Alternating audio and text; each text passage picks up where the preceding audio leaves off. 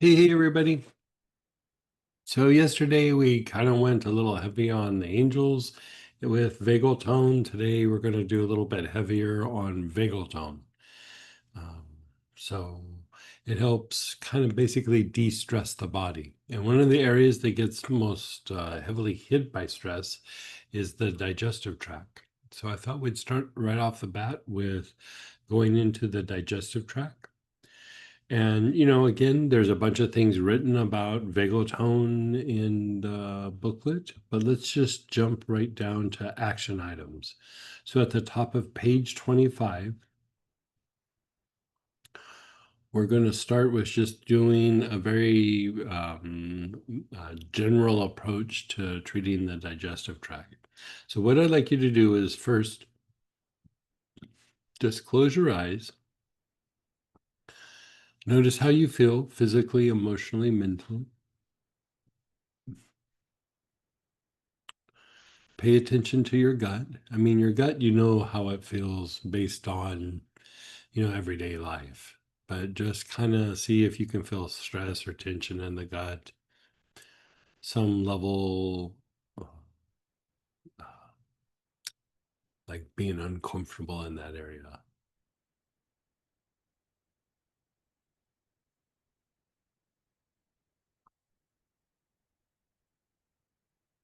Now, keep in mind, this isn't about necessarily like going after a symptom. This is about improving vagal tone in the area, right?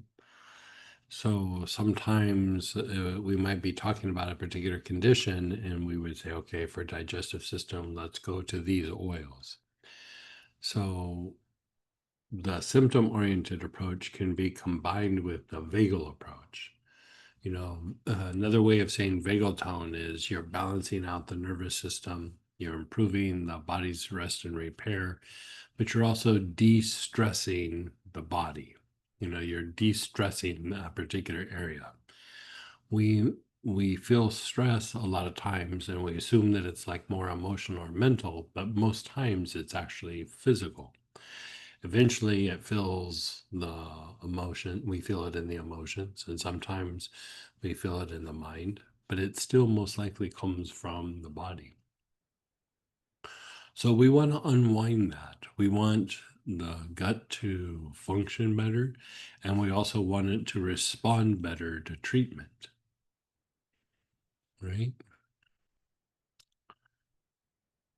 So we have choices, um, wormwood, absinthium, or some form of sage, any form of sage, and then the blend Paracelsus.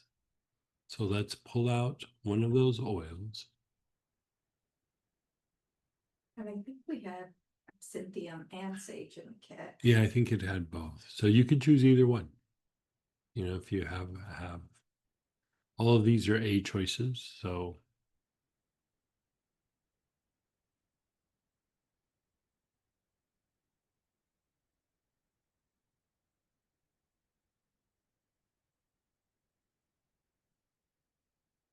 okay, I think we're good.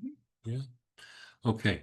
So keep in mind that the digestive tract isn't just the abdominal area, it actually starts at the mouth. So we're going to start with the jaws, just to unwind the jaws somewhat. If the jaws are tight, there's usually tension and stress in the gut. So we want to go through and start unwinding the jaw a little bit, increasing vagal tone in that area. So your awareness is on the jaw minors, which is where they hinge in front of the ears on each side. Begin inhaling. Your awareness is on the jaws.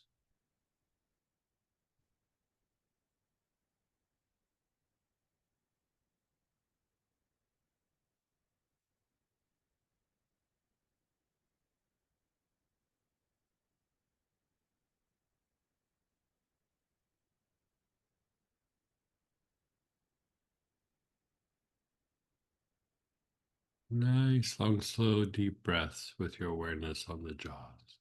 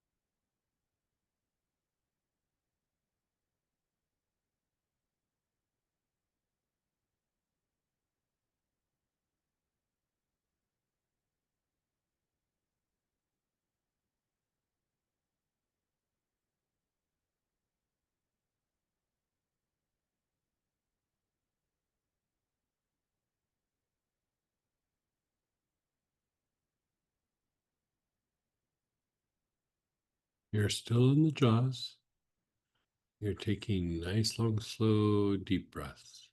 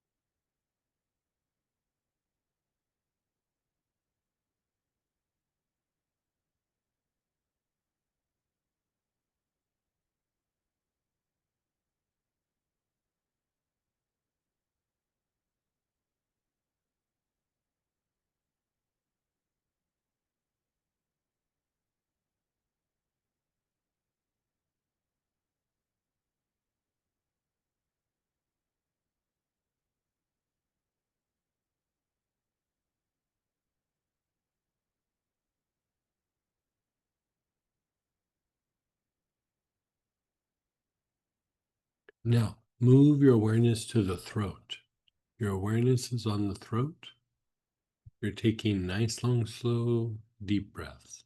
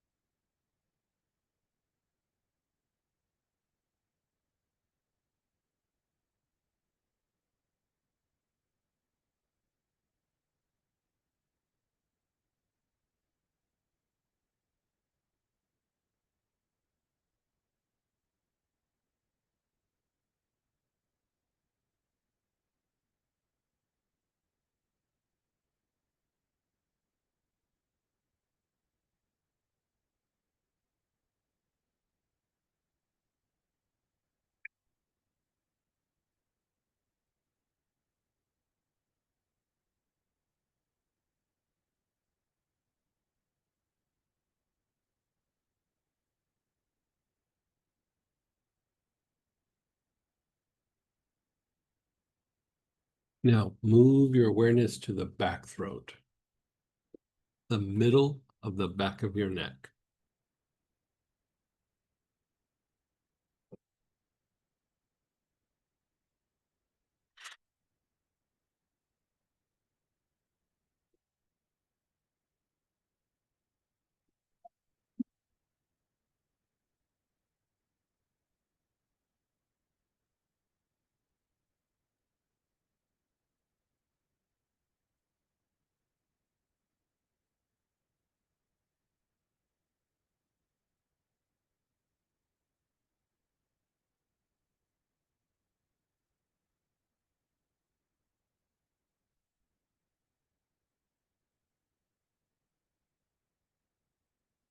You're on the back throat. You're taking nice, long, slow, deep breaths.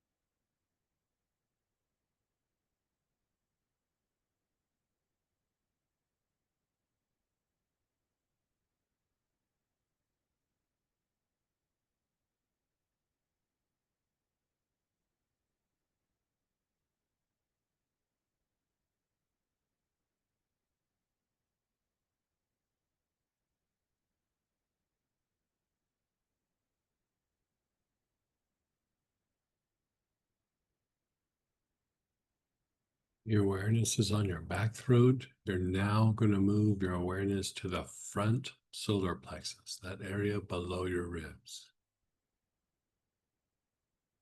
Below your ribs on your upper abdomen. Nice, long, slow, deep breaths with your awareness on the front solar plexus.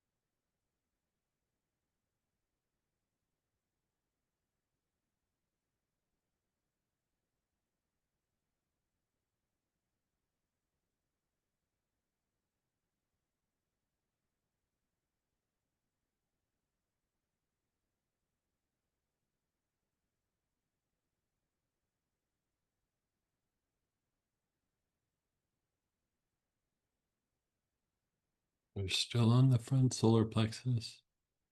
You're taking nice, long, slow, deep breaths.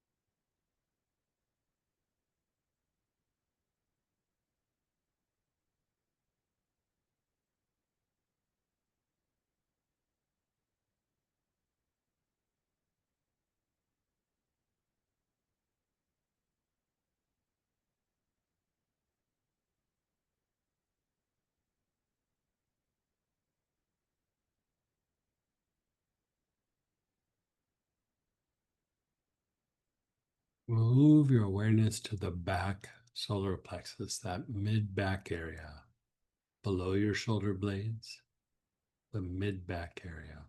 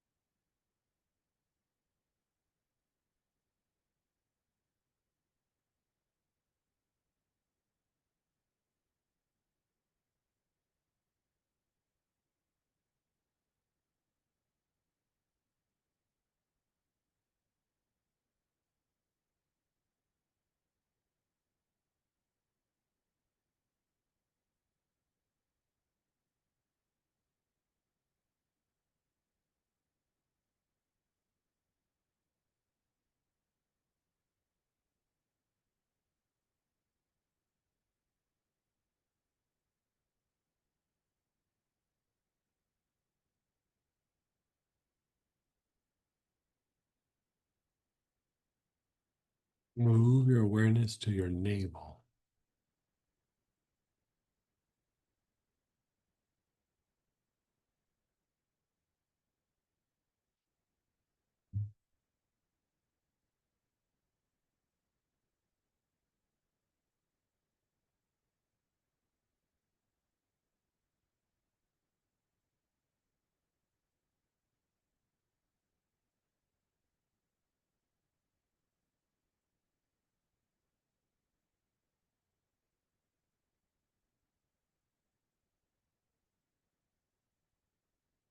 Your awareness is on your navel.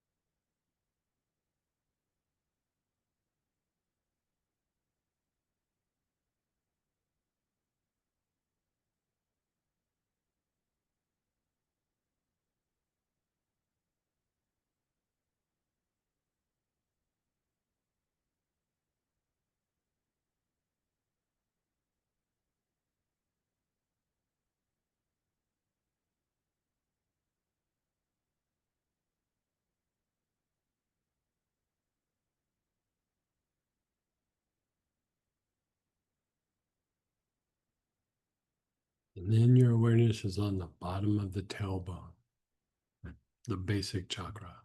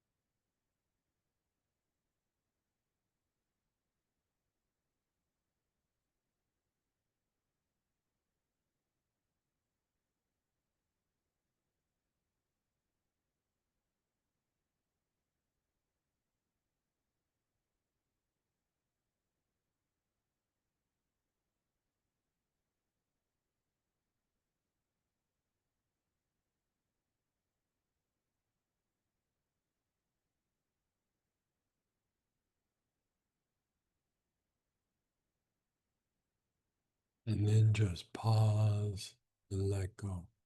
Just pause and let go.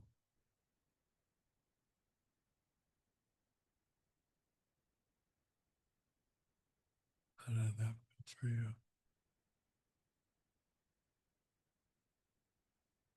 Feels good to work the gut off.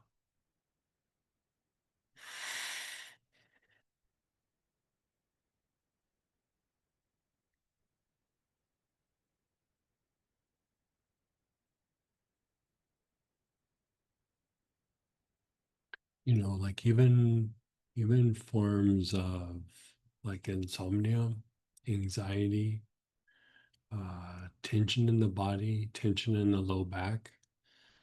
It's not all the time, but um,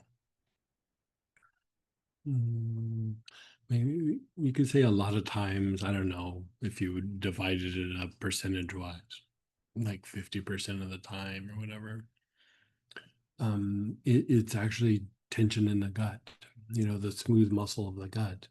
And we don't really know that it's there because that area doesn't have sensory nerves the way like our arms and our legs and our back have.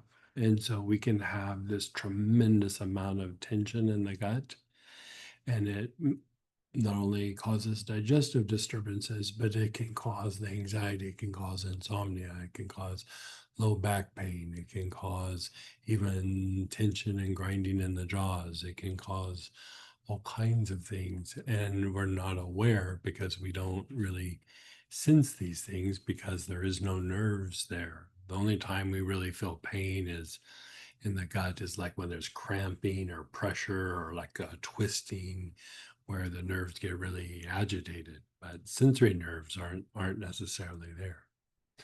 So I thought we'd do a little bit of a deeper dive on just unwinding the gut in this vagal tone way and just see how that makes you feel. So we're going to do another round of that same oil, same blend.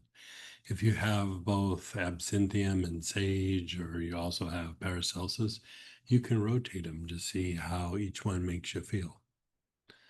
So whatever you have, whatever you are using, unless you want to rotate.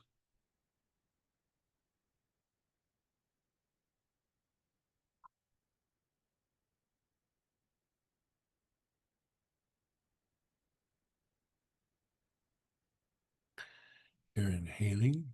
Your awareness is on your jaws. Your jaws where they hinge in front of the ears. Nice, long, slow, deep breaths.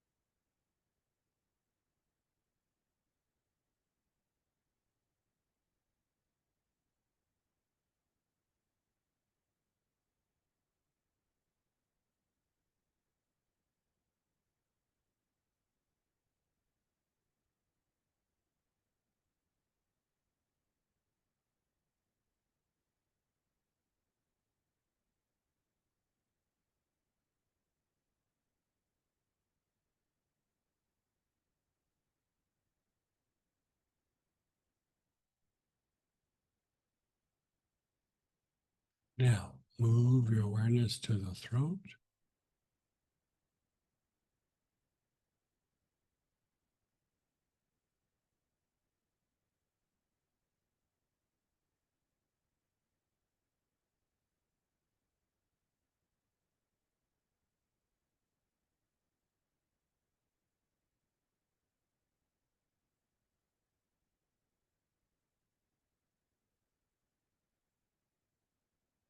Nice, long, slow, deep breaths with your awareness on the throat.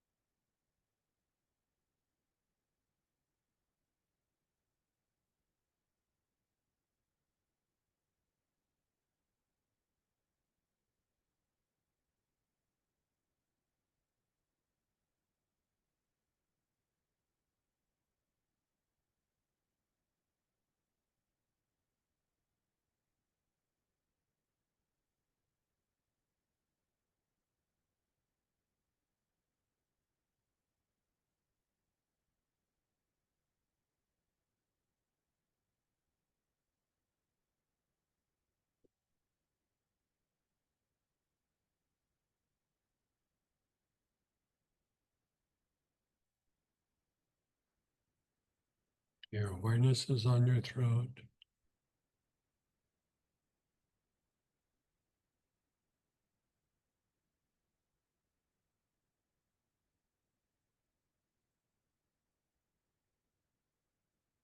Move your awareness to the back throat.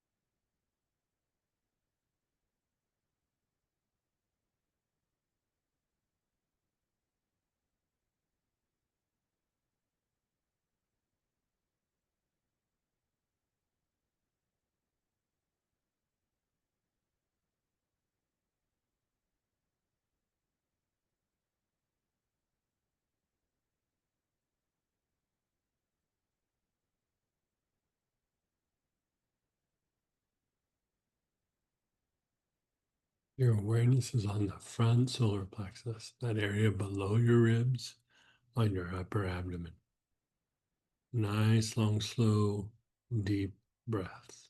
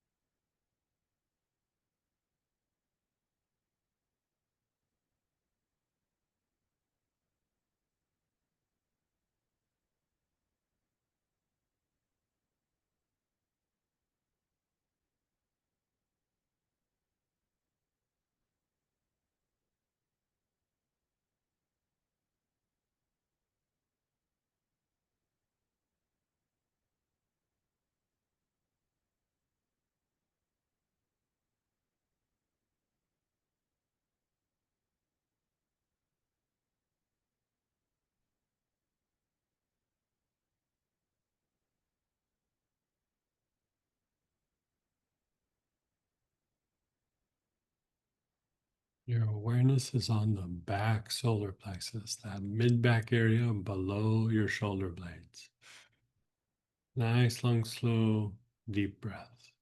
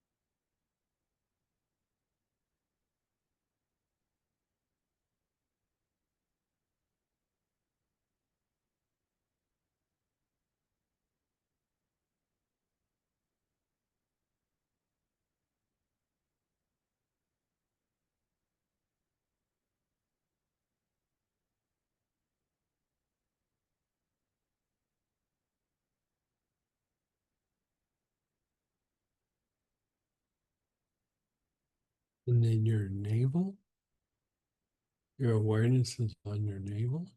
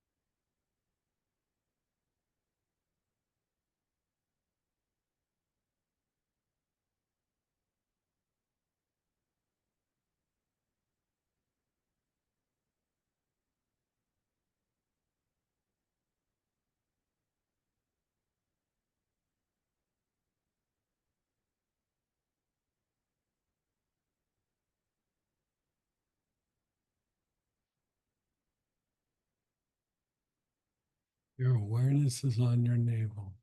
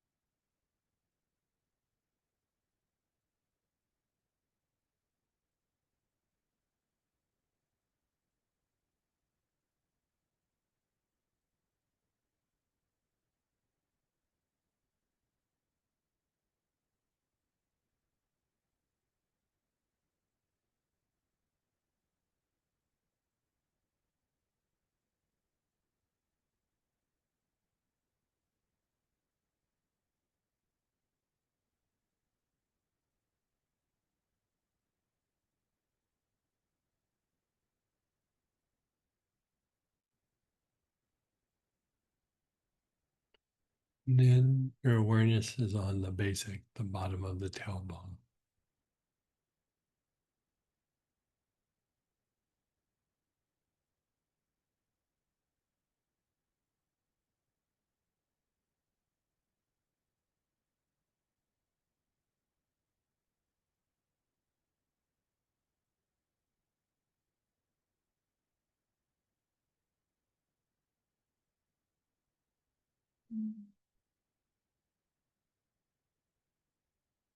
This feeling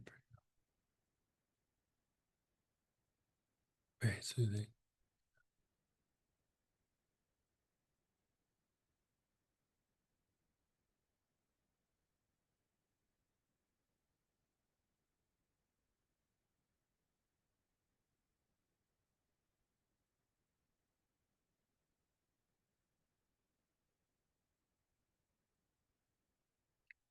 Bacteria. No, just carry.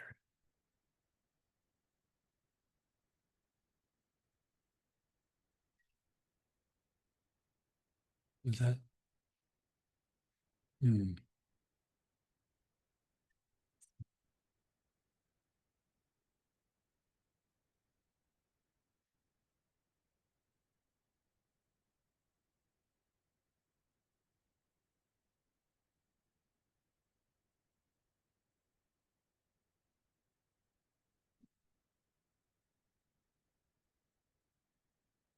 Your awareness is on the bottom of the tailbone.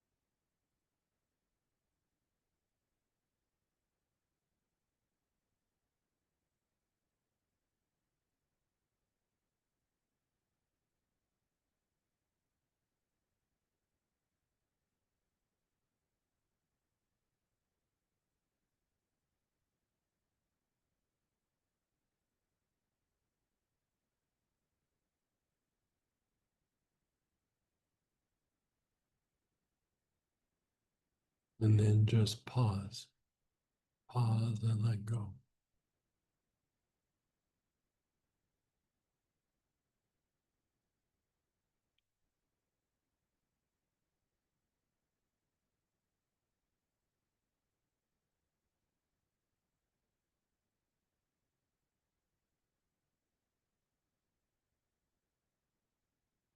Now we're going to work a group of nerves that are in the gut that are sometimes referred to as your second brain.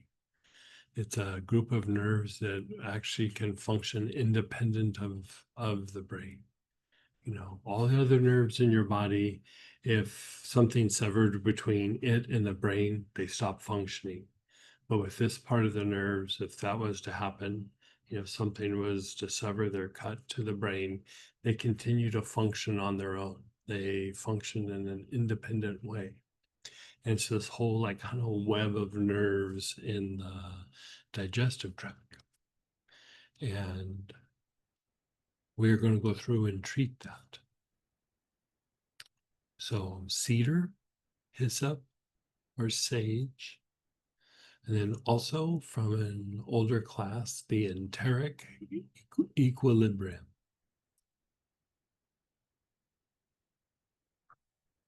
We're going to use the same pattern. We're just going to use different oils. So cedar, hyssop, Any form of hyssop, sage, any form of sage. Enteric equilibrium. Now, if you use sage for the prior process, try something different. Try using cedar hyssop.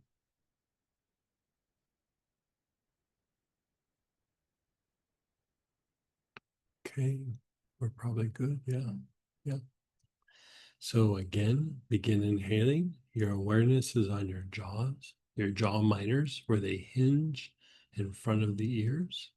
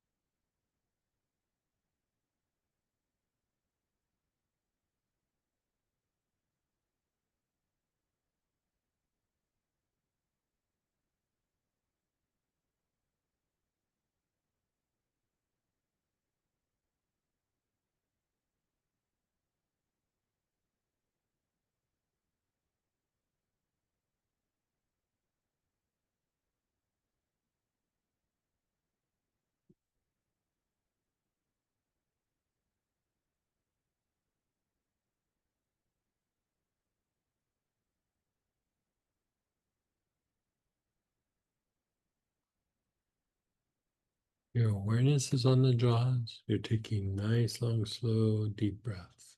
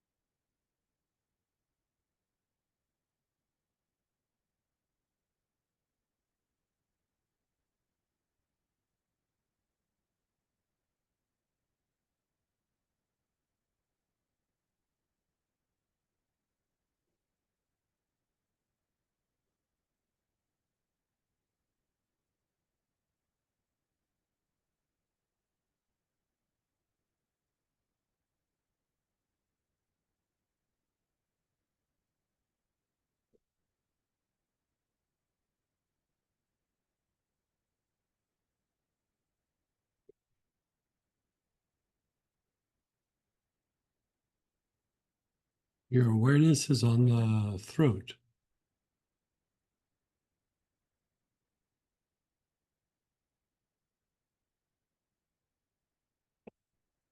Nice, long, slow, deep breaths with your awareness on the throat.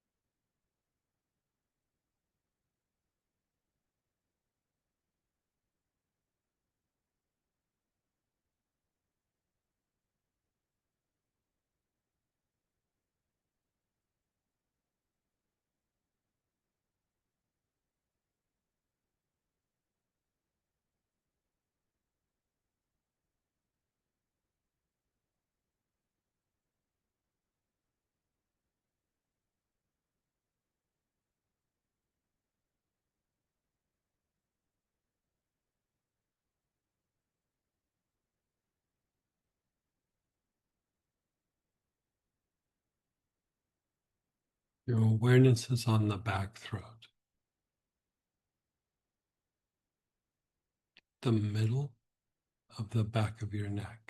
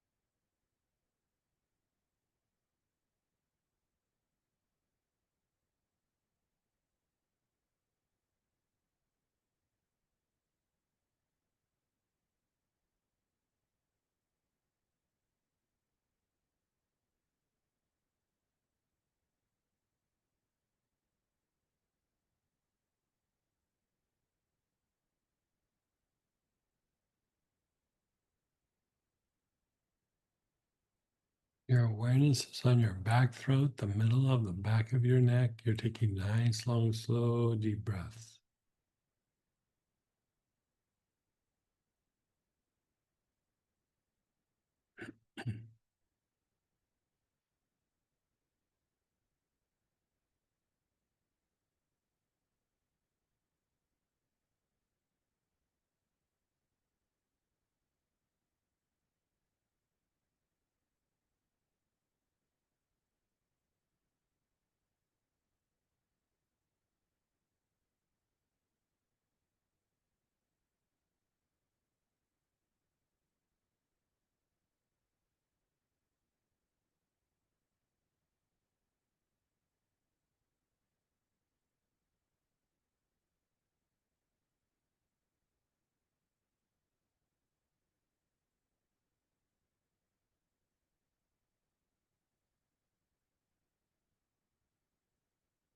Your awareness is on your front solar plexus. Your front solar plexus.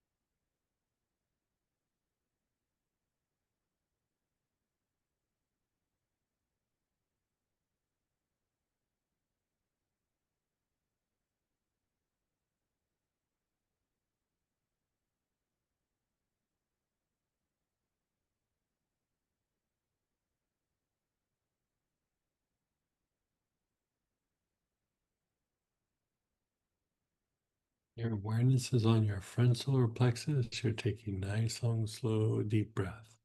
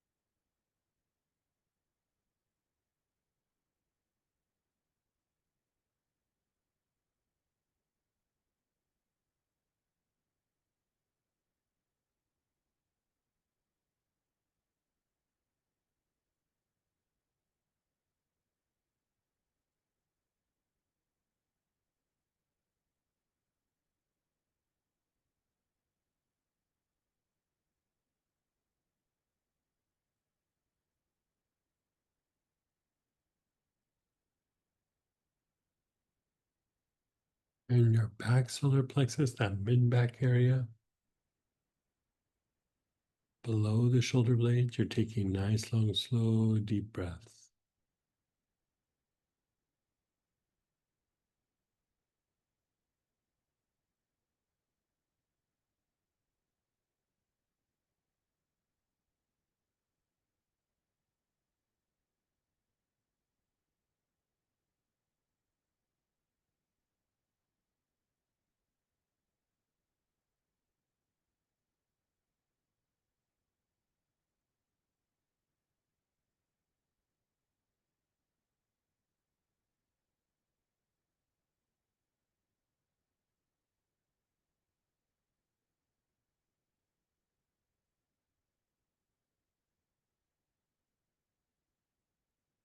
Your navel, your awareness is on your navel.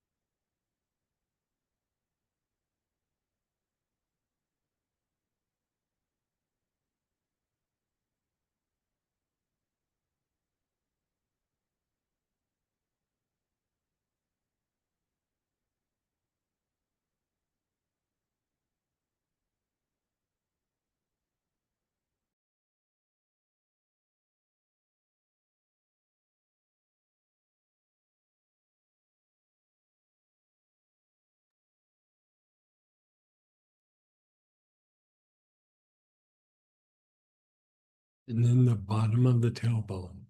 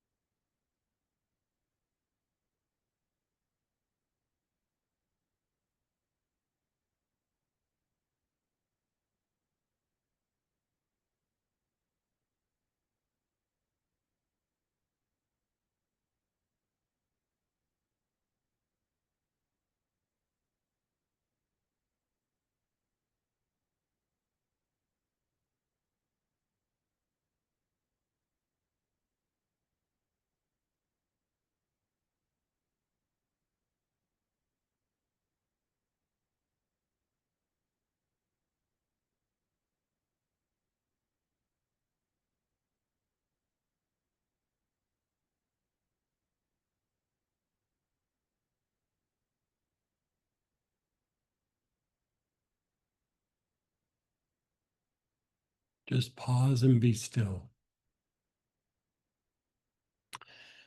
Pause and be still, and then we're going to do a little deviation from even the booklet. You know, it's something that we've done before, but we didn't really talk about it in this class. But when we do that pattern of the back heart, the navel, and the crown, or the back heart, navel, and brain, you are impacting vagal tone, but one of the things that you're also impacting is the enteric nerves, especially with the oils that we're talking about here: cedar, hyssop, sage, enteric equilibrium. They would all really target this area. So we're going to do a thing right now where we've gone through and we've done this pattern, but we're going to use the same oil and we're going to do that pattern that we do in so many other classes. But we're doing it specifically here to impact the gut, the enteric nerves, and to improve vagal tone. So you're using the same oil. Your awareness is on the back heart.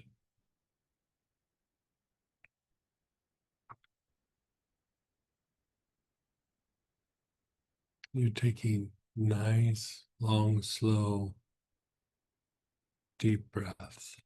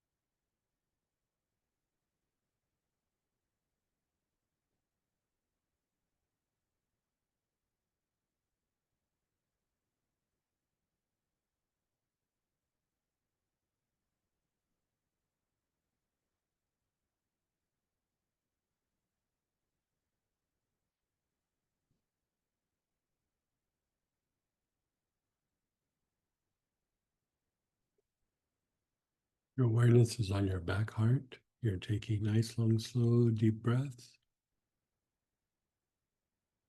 Move your awareness to the navel.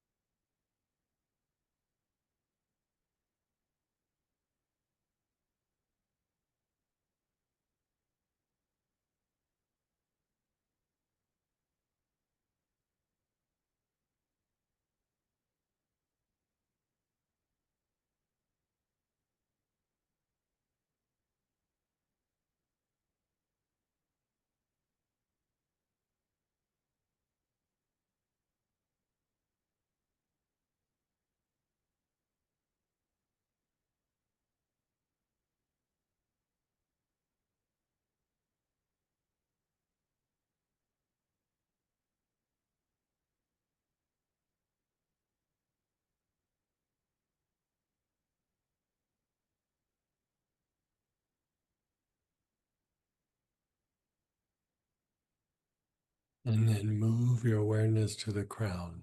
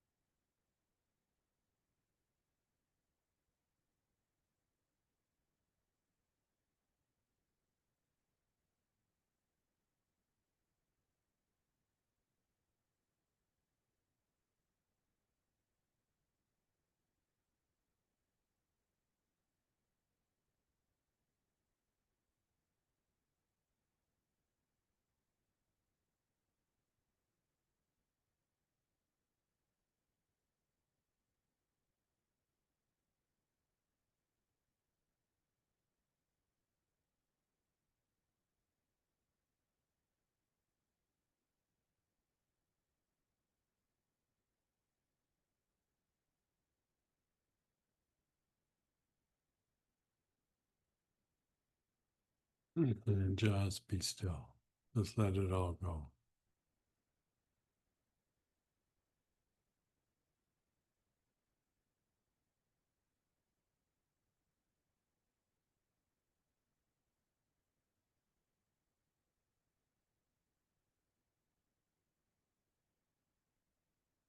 Just let it incubate for a moment.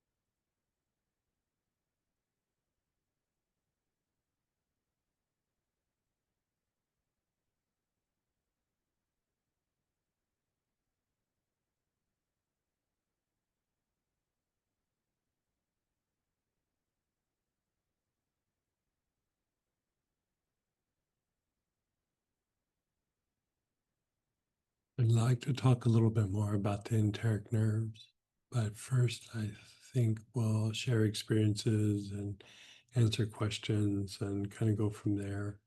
And then we'll talk about why the enteric nerves are such an impactful area to treat.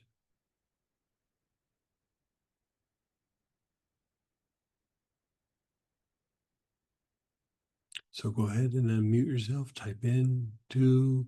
Let's definitely try to share some experiences and then any questions, and then we'll do a little bit more talking.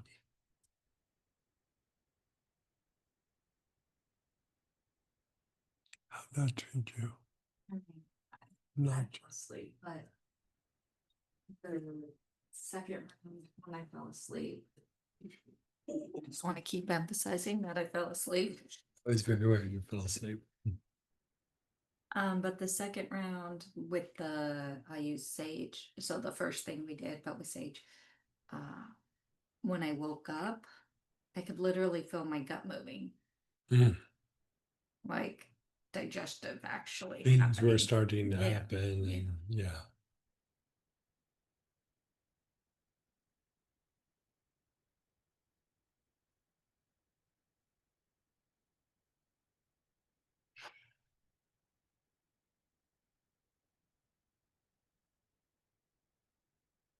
So someone shared weird pressure in my throat. I switched to the Paracelsus for the second round. So it was when we did the second round of the first thing. And did the pressure in your throat resolve, or did it stay the same?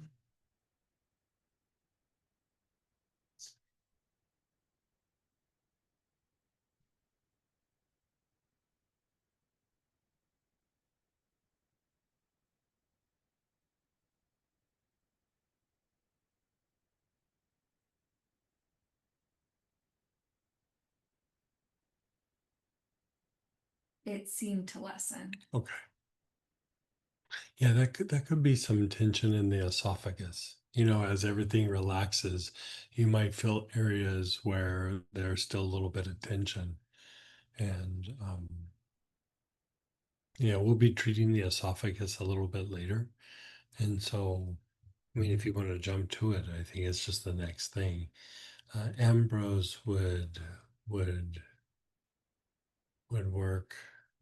Or but this is a misspelling, right? I did an autocorrect in my thing. Oh, Armoys, yeah, I didn't realize, I thought it had been updated. I have the old booklet that I'm Oh, using. okay. Yeah. So, but anyway, Yeah, and I just realized I need.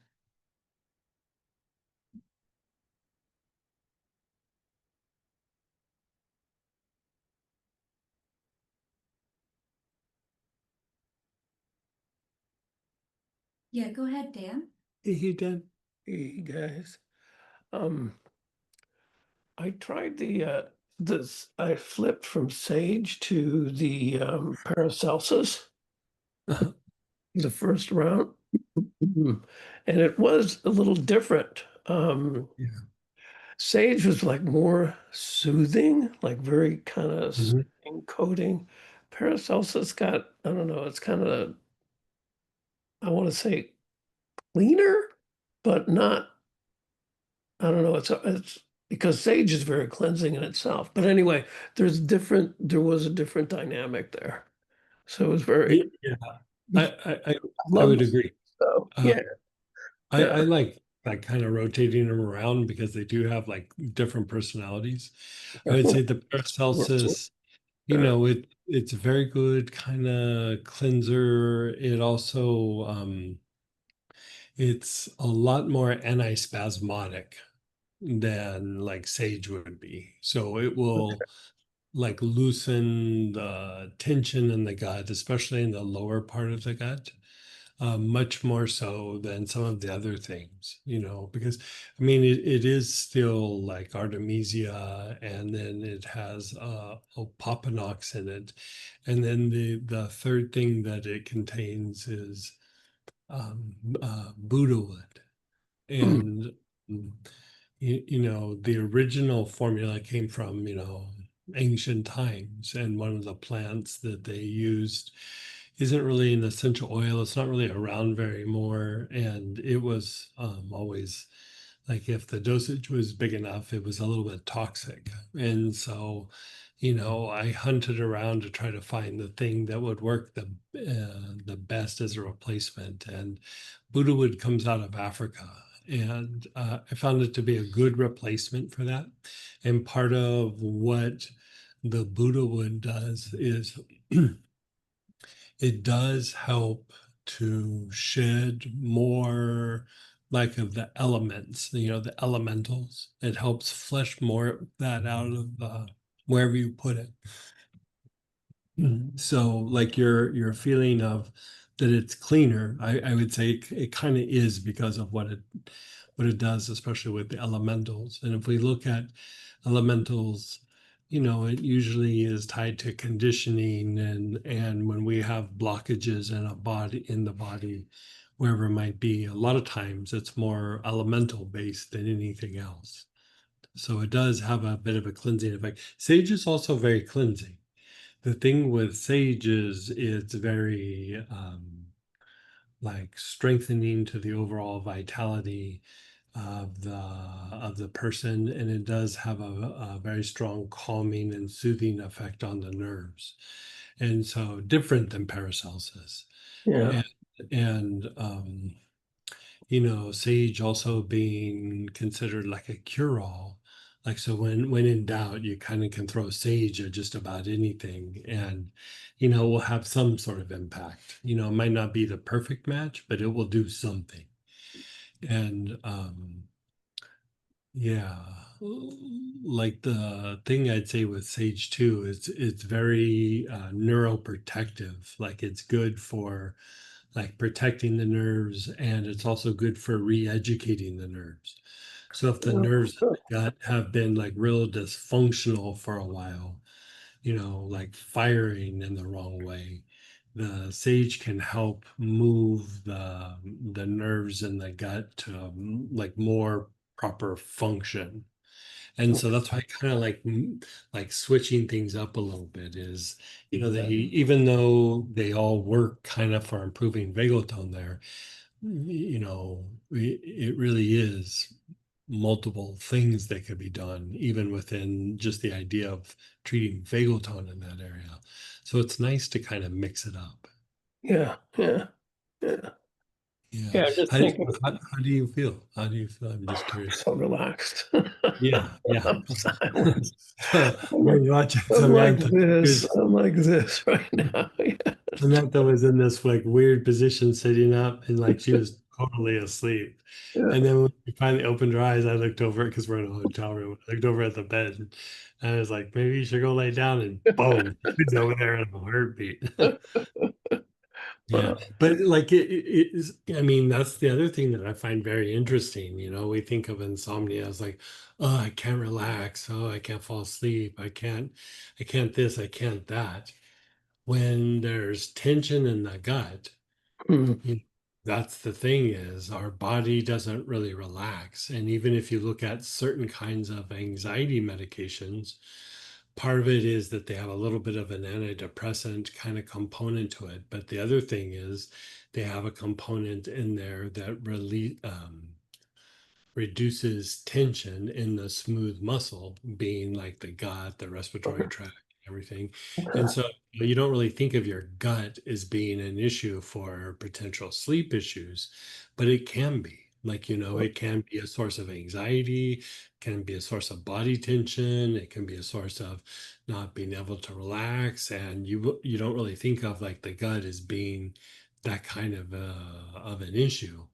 But yeah, very well can be. Yeah, yeah. Oh, it's cool. Yeah, it was kind of like, yeah, just a little more imagery on that. Like the stage is kind of like a smooth thing, whereas the Paracelsus was more of a point, kind of like I don't know if I'm saying that to make any Hmm. sense, but yeah, Hmm. seemed a little more surgical. I don't know, maybe Yeah, as opposed good. to, yeah, very good. Thanks, Greg. You're so welcome. Well, and I did absinthium the first round and didn't just crash completely, but it was when I went to the sage that Yeah, really, sage knocked you out. the Yeah, sage. yeah. And again, the other thing about the sage is it also stimulates uh, proper adrenal function. So it's strengthening to the adrenals. But when you say adrenal stimulant, it doesn't mean that it just makes your adrenalines kick into overdrive. It means that it stimulates proper function. And so if they're a little bit overactive or hyperreactive, it has a regulating effect on the adrenals. And sometimes when we have gut disruptions and things like that, part of it is our body is having a kind of stress response that is associated with like a hyperreactive adrenal. And if you think about like when the adrenals are a little bit hyperreactive, it's usually tied to like some fight kind of mechanism. And so if you're running or fighting, then your body goes, well, then you don't need to worry about digesting. You either need to not go in the bathroom or you need to empty your bowels out like right here, right now. So you could end up with having loose bowel movements or diarrhea because of it, or constipation. Like, okay, let's just go on lockdown. You do your running, you do your fighting, and then we'll, eventually go to the bathroom, otherwise. And so that hyper reactiveness of the adrenals can throw off digestion to the point where it becomes this either or situation. And if you're gonna fight or run or have to put out an effort, part of what happens with the body is the body protects like its vulnerable areas. So it's going to protect the spine, it's going to protect the gut, it's going to protect the throat. And so when the adrenals are hyperreactive, part of what happens is the tension in the stomach muscles, and they tighten up, like it firms up, because like what happens if somebody punches you in the gut, what happens if somebody tries to hurt you, like they're like tightening up, like, you know, if like you were to get in a car accident, your body tenses up because you're like, I'm trying to, you know, avoid the shock of what it's going to happen to the body. You know, unconsciously the body will start tensing up in the gut because it's reacting to some sort of chaos in the environment. And you know, that's one of the things that with the enteric nerves, I'm there's not a lot written about the enteric nerves, and so a lot of the things that I have about enteric nerves are just from, you know, 30 years of observation. And I would say they're very tied to the stress response. They're very tied to reacting to things going on in the environment. You know, like if there's chaos in the environment, or somebody gets upset at you, or you know, something tense happens in the environment, your enteric nerves are you know, responding to the body not feeling safe, and it starts to, you know, wind up and put tension into the gut. And so I would take it a step further and even say part of what the enteric nerves do is also have reactions to, you know, displacement, which is, you know, a cornerstone for stress, but also like karmic issues, karmic imagery that might be in the body. You know, part of what happens is that the body perceives this imagery and then has certain kinds of reactions, and the enteric nerves like have a reaction of like, protect the gut. And so yeah, I mean, I could keep going on and on about that, but I find the enteric nerves like quietly overlooked, and quietly they have their hand in a lot of things that people don't really realize. Yeah, but anyway. And a question, I'd have, well, I'd love to know more about the last pieces where we deviated from the workbooks. The part where we did the back heart, the navel, and the crown. So that is that's tied to practices that we used for healing, and we refer to it sometimes as the Moses technique, because Moses also gave that as as a treatment for karmic related issues. And the instructions from Moses were to use both hyssop and cedar for that particular practice.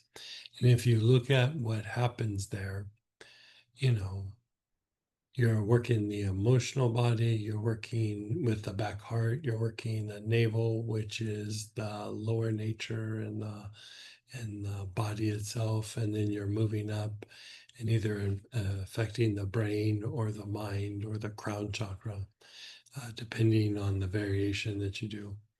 And so if you go through and you look at the aspects and the dynamic, is the back heart has to do with transmuting emotion, and it also has to do with breaking down sort of like internal barriers or interior restrictions or walls that have been either imposed from other people, or something that's been self-imposed.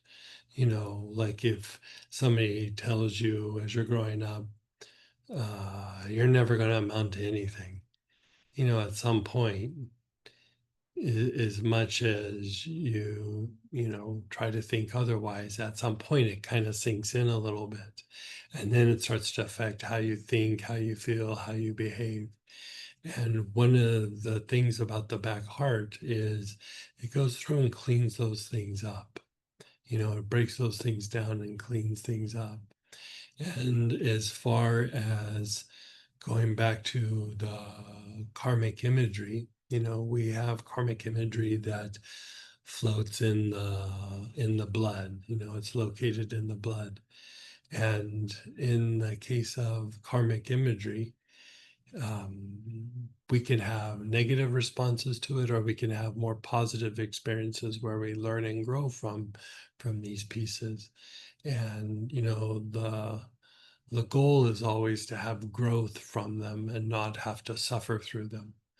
And one of the keys to breaking through like old karmas, you know, because really karmas, they're a cause and effect. They're not really a punishment.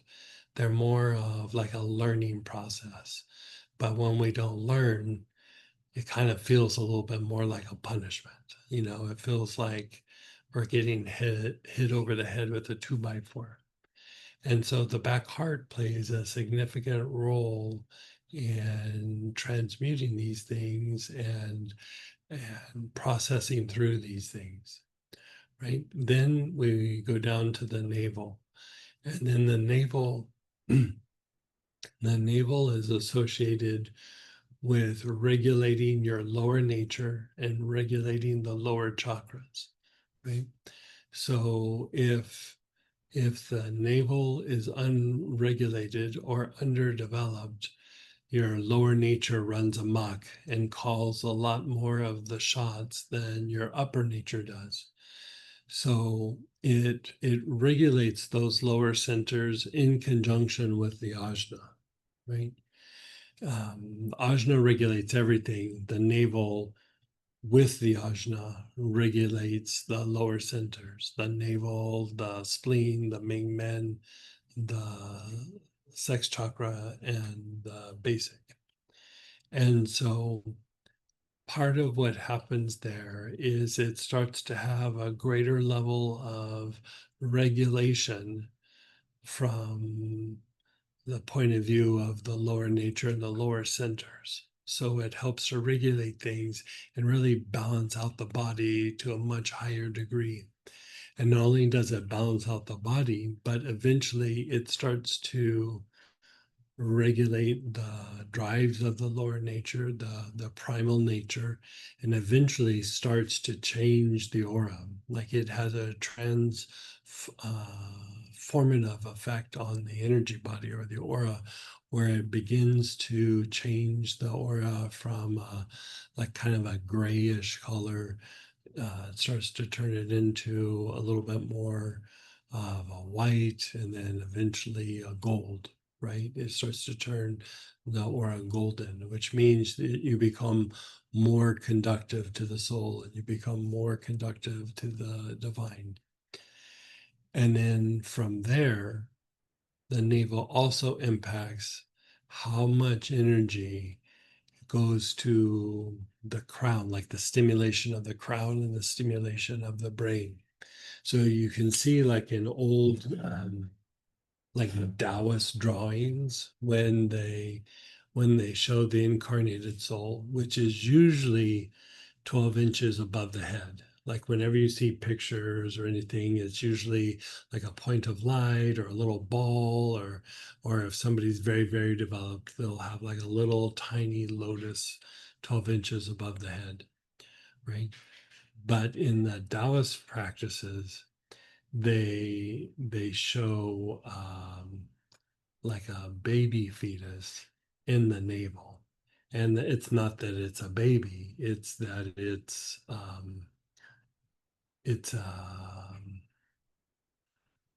undeveloped aspect of the incarnated soul. Like energy from the navel has to stimulate the brain and the crown for the ball of light above your head to become more activated and start to grow, right? You know, it goes from a point of light to a little ball, and then eventually a bigger ball, and then eventually it's a bud, and then eventually it starts to turn into a lotus.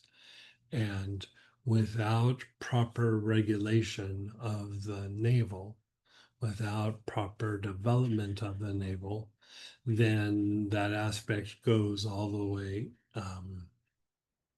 Without that development, nothing up above happens. That area has to be developed, has to be refined for that energy to move up, right? And part of the development of the navel is tied to the heart, especially the back heart, right? So by the time that um, the navel begins to get a little bit activated, it's very energizing to the brain and it's very energizing to the crown. So you're going back heart, then navel, right? And then from there, you move it up either to the brain or to the crown, which then is highly activated. It's a downpour of divine energy, but you're refining the nervous system at that level, and you're also um, transmuting thought, like your negative thoughts, repetitive thoughts, any sort of negative thinking, including just being exclusively intellectual. You know, intellect being that repetitive mode and the maintenance mode, which can be important. But if that's all we ever do, there's never any growth, right? There's never any evolution.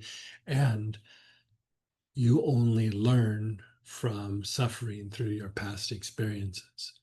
And so the more that the crown is refined from movement of the navel up, you have a greater potential of activating more of the intuitive mind and learning before you're having to get hit over the head with that 2x4 or suffering through something. And so that idea of that is sounds very mystical and very, very esoteric. But if you take those aspects and you go, what does that look like in the body? A lot of that has to do with vagal tone, and a lot of that has to do with the enteric nerves, you know. And so, you know, in the old days when I would go through and I would, you know, I was teaching these classes in the early days, and I would go into a place and I might do a little hour or 2 hour talk with a bunch of people that didn't have anything to do with oils or anything. Part of what I would do is I would use hyssop or sage, or not sage, hyssop or cedar, and I'd run them through this process: back, heart, navel, crown. And a lot of times I'd say, okay, check in with your parts of your body that hurt. And, you know, one of the big ones was like, are you having a hard time bending over? Are you having a hard time moving a shoulder? You know, because it was a way that people could visually validate rather than having to feel something. And so I'd have people like raise their arm if they had a bad shoulder or stand up and bend over as far as they could. Then we'd do several cycles of this, and all of a sudden they could raise their arm way higher, or the pain would go away, or they'd be able to bend over and go much deeper to touching their toes with less pain. And it didn't mean it was completely cured, but it was the energy was moving. And so, again, it increased vagal tone and it regulated and refined the enteric nerves. Plus, it moved energy and it did these energetic components that we just talked about. So, like if you want to do a practice and you only have a short amount of time and you want to do something on a regular basis, this idea of using like hyssop or cedar. The one that I use a lot actually is I use the blend vagal tone. Like I'll use vagal tone. Every once in a while I'll do like Paracelsus, but I really like to use vagal tone. And I'll do vagal tone where I go back, heart, navel. I like to do brain but you can do crown as well. I go back, heart, navel, brain, back, heart, navel, brain. And I just cycle through at least 3 times, but a lot of times I'll do about 7. The instructions from Moses was to do it 7 times. But, we're using oils and, you know, so I would say even just doing it once, we're still going to do it again here, but even just doing it once has an impact.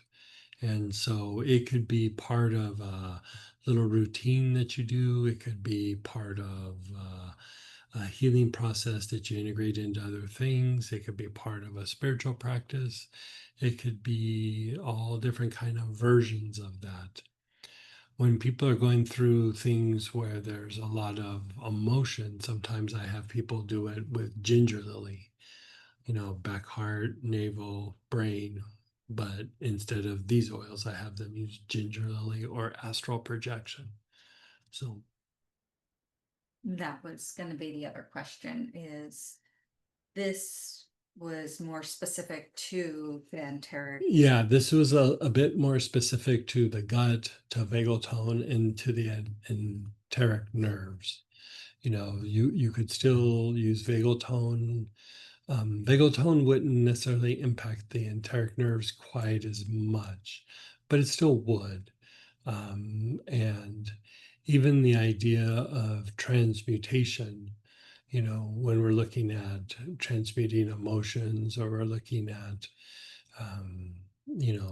the thing with ginger lily is it can also be very transmuting to emotional patterns, and it can also be very transmuting to like sadness and grief and things of that nature. Um, the pattern is still very helpful. There's another pattern that we use as well, but the reason to use this particular pattern is if the enteric nerves are much more of an issue in the process than some of the other things. And so um, that's going to be one of the benefits of the mentoring, is I can fine tune the different things for people that's very specific to them, rather than you just having to go through. I mean, because we put out a lot of information. So how do you go through and translate that for yourself of what's going to be the impact? And so, we're kind of excited about the mentoring, so we can kind of tailor each and every person's process very unique to them. And so this idea of like this technique, back, heart, navel, crown, probably several people will be doing it, but they'll be doing it with different oils depending on what's going on with them. Yeah. And another question came in. I have gut tension with IBS, indigestion, and excess sleep. Shouldn't I be having Excess. yeah. So shouldn't I be having constipation and insomnia instead? Not necessary. The gut can do all different kinds of things. And one of the things that I would say is also with IBS, I would target also the adrenals somewhat. And, one of the things that's very good for taking out like some weird tensions in the gut with IBS is geranium. And geranium, any form of geranium, by the way, rose geranium, regular geranium. I use Egyptian geranium from time to time because it does take a weird tension out of the gut. Um, and it is kind of helpful with IBS. I don't have IBS, but I like to take tension out of the gut as much as possible. And so the other thing with geranium is it also can be very supportive of the adrenals. And like anytime we have something like IBS, you also want to treat the adrenals somewhat, because the vacillation between constipation and diarrhea or loose movement is still tied to some hyperreactivity or fatigue in the adrenals. And, there also can be some issues with the sympathetic nervous system being a little bit more dominant. And, there could be variations of that. That's the issue with even a condition is we see like a condition like IBS, and we just see it as like this is a condition and this is a set of symptoms. But there can be all kinds of variations with that, and there can be different reasons and causes that address or that are causing the IBS. But it's not just a clear pathway of like, this is what needs to be done.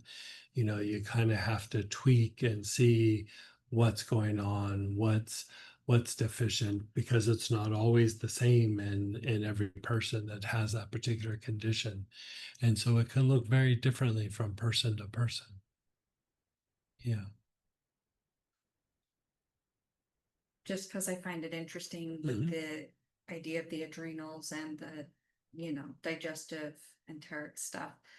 Will we keep doing these same protocols like for digestion, or would it be something else in the booklet as far as like maybe if we wanted to look at adrenal stuff too for vagal tone, or is that even a thing? Yeah, I didn't want to make it confusing, so I didn't add adrenal things in here. But like if we were going through and setting up a process to really go after like something like IBS, you would be pulling from different areas. This would actually impact it a lot because hyperreactive or overreactive adrenals don't happen in an isolated space. It's usually a culmination of a bunch of things that have gotten you there. And I come back to the enteric nerves. The enteric nerves are a big component of how we react to the environment. And, they're not necessarily a direct impact on the adrenals, but let's say they whisper in the ear of the adrenals and go, we should be freaked out by this, but it happens through a chain of events. It's not like a direct pathway to it. And so, even the idea of going deeper on the regulation of adrenals, like if we flipped it and said, let's set aside digestive things and just look at the adrenals and calming down the stress response. There's a lot of different pathways to calming down the stress response. But one thing that I always look at when I'm evaluating is what's the state or the quality of the enteric nerves. Now, the difficulty with the enteric nerves is they're very easily agitated, and they're a little bit slow to treat. And so a lot of times when we're dealing with something like that, um, people are looking to have very quick results usually. Like I took this for a week and I'm not responding, right? Or I feel a little bit better, but I don't feel massively better. So a lot of times I leave enteric nerves for like a second or third wave and just try to stabilize the situation. But I would say even things like overgrowths in the gut of either bacterias, negative bacterias, and even things like candida, enteric nerves play a significant role in that. But just treating the enteric nerves isn't necessarily going to reduce it. It might help slow down the growth, but once the growth is there, you got to kind of treat those things. But then the deeper later wave is to go through and treat the enteric nerves to keep it from happening again. It would slow down the growth rate, but sometimes the bacteria or the candida can reach a tipping point that even if you treat the enteric nerves, uh, it's already got a mind of its own. You know what I mean? And so, it's not always a super clear path on how to treat these things, but the enteric nerves are always kind of slowly a thing. And, when I do healings on people, um, I almost always check the enteric nerves on everybody. And, I might only spend a couple of minutes on it, but it's just to stabilize and then allow me to go deeper and do other things.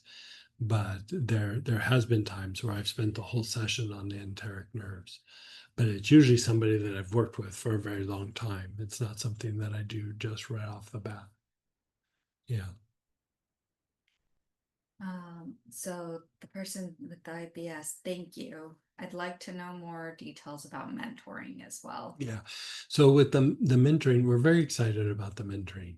And we're going to do it so that anybody and everybody can do it. We're not really going to charge. We're going to leave it up to just you being able to do a donation on whatever level. And I'm not even going to see what that is. So it won't affect your level of treatment or anything like that. This is more of, I just want to help the students utilize the information that we've put out. And, I love what I do. I want to help you guys as much as I can. So as much as we put the classes out, and we do study groups and things, I think there's times where people don't talk about maybe something going on with them, or they're trying to figure it out. And, where we're going to do it so that I can give you individualized attention to help fine tune what's going on with you, and then have a lane of communication so that we can always be adjusting your specific treatment rather than you having to figure out things from classes. We'll be drawing from things from classes, but you won't have to figure it out. I'll help you figure it out. And so I think we're looking at sending out the form for you to sign up like sometime this week. Like, Yeah, I think the application form Yeah. will be able to go send out this week. And so go ahead and email us at info@plantpronatoils.com for now. We're just accumulating a list of people at the moment. It will be online as well, Yeah. and I'll get that in one of the newsletter. If it's not this Monday, it'll be next Monday. Yeah. I mean, basically the form is made. We're just making sure like how I'm able to process it and how you guys are, processing it, and how it like interacts with the website. We're having to do all these test runs, but everything's already done. Like we're just kind of making sure that everything's functional before we throw it out and then realize, oh, there's some things not working. Exactly. So we're doing several test runs and then it's going out. So it's all ready to go except for the test runs. So both Samantha and Robert worked very hard pulling it together. You know, I'm not very technical. My level of technical expertise is usually involves a box of crayons and paper, and I'm really good at staying in the lines most times.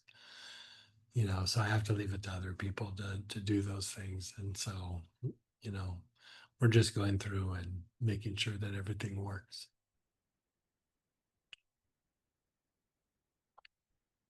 The next weekend's one day tuning into your divine calm, because it has to do with brain fatigue, and a lot of people associate like adrenal stuff with brain fatigue. Is that going to be there all or not really? Yeah, it's somewhat like, we're looking at it from the point of view of sympathetic nerve dominance.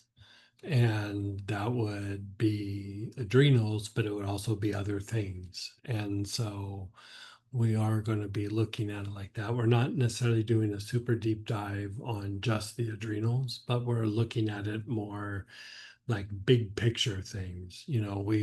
We've put out some things that have to do with like adrenals and adrenal fatigue and everything, but this bigger picture, I haven't always laid out because it takes some explaining, and it's good to kind of go through and do a process. And so there's some dynamics that we're going to be talking about that I've probably lightly have talked about, or I might not have talked about them very much at all. And so we're going to go deeper in that area. And we're just going to keep it to 1 day, and so they can be integrated, but it would influence the adrenals. It's almost like it's more of the root cause of the adrenals, but the subject will probably come up. But trying to keep it to a day, we're just trying to cover a certain amount of material. So we're going to be doing several of these tuning into the divine calm, going deeper into vagal tone. So more on that will come out, because even adrenals, I could talk about the adrenals all day. Like we could do a 1 day class just on the adrenals. And so I'm trying to just tackle like pieces of information so that we can get it in, and then eventually kind of pull it all together and have this kind of big giant booklet for you guys.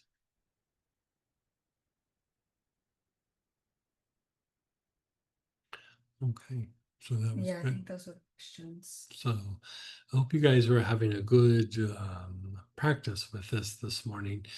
We are going to break for lunch and go do the Astara Sacred Space. And in the Astara Sacred Space, we are going to do more of this technique that we ended with, the back, heart, navel, crown. We'll be doing it without oil, but join us, and if you want, and we'll do it. It's just usually about 15-20 minutes. And then we'll come back from lunch and we'll keep going deeper into digestive issues, digestive vagal tone. And, we'll have our interactions and things you guys want to talk about. I mean, these are great weekends for us to chat things up, because we really don't have the parameters of a normal class. And so, we want to kind of stay somewhat within the topic, but anything kind of goes. Just like yesterday, we were talking last night, and Samantha goes, I didn't know you were going to give all that new information. There's a bunch of new information that came out yesterday. And so, that's what these classes are kind of for, like deeper dives, deeper conversations, helping you guys to process the information. And so, we'll do more of that after lunch. So we're going to switch over to the Star Sacred Space, and we'll be back in an hour and a half, which is 1:30 Central Time. And if you have questions, we'll do that, and if not, we'll hit the ground running, and we'll probably still do a little bit more enteric nerve work. There's a couple little tricks that I'd like to talk to you about with the enteric nerves that we haven't talked about here today. So I'll see you in about an hour and a half if I don't see you at Astara. Hey, everybody, let's go ahead and come on back.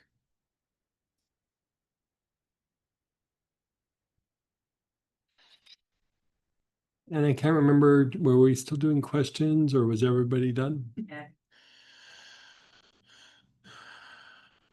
So let's still do another round of the enteric nerves before we drop down and do a little bit more vagal tone on the digestive tract. And then eventually we'll work an angel in, but we're gonna go a little bit heavier on vagal tone today. So again, cedar, hyssop, sage, or enteric equilibrium.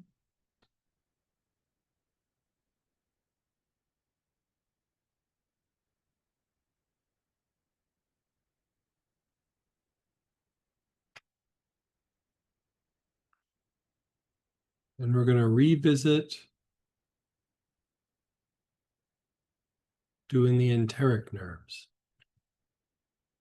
There's a couple of variations that I'd like to talk about too. So we're going to do this, and then we're going to talk about the variations. So again, begin inhaling. Your awareness is on the jaws, the jaw minors, where they hinge in front of the ears.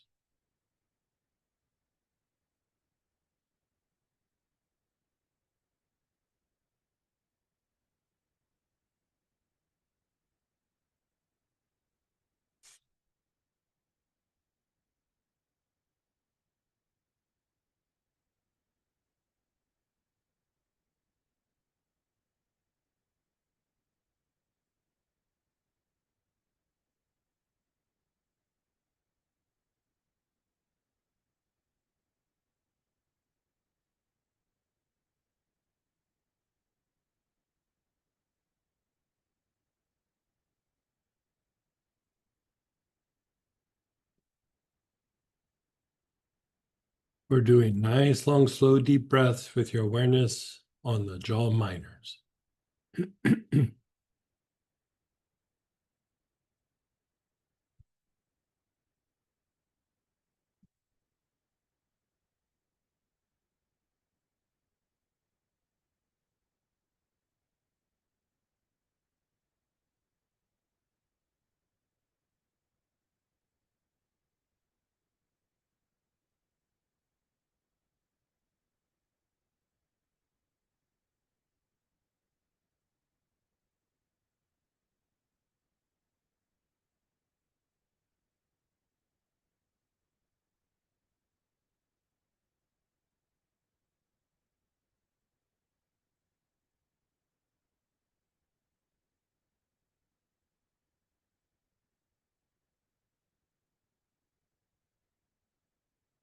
Nice, long, slow, deep breaths. And now you're going to move your awareness to the throat. Your awareness is on the throat. You're taking nice, long, slow, deep breaths.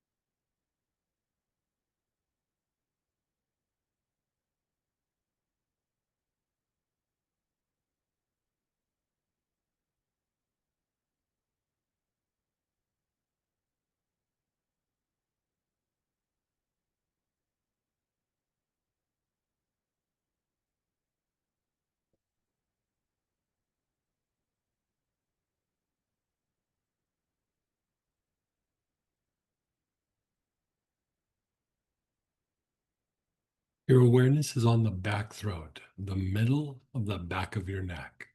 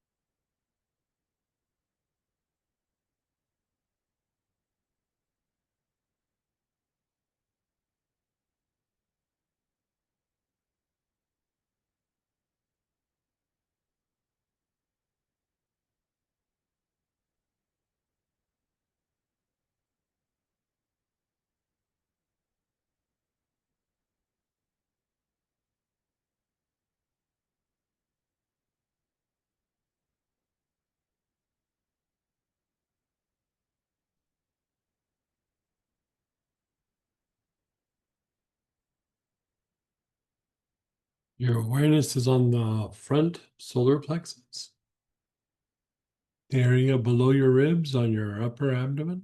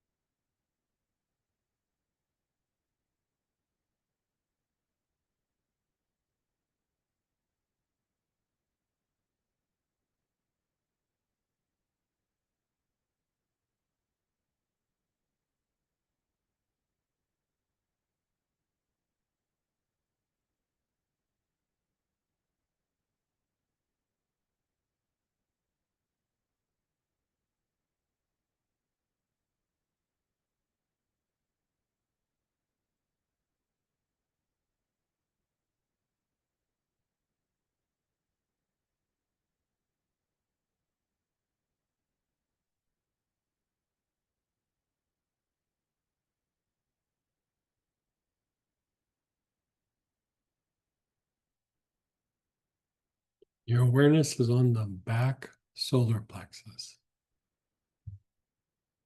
The back solar plexus.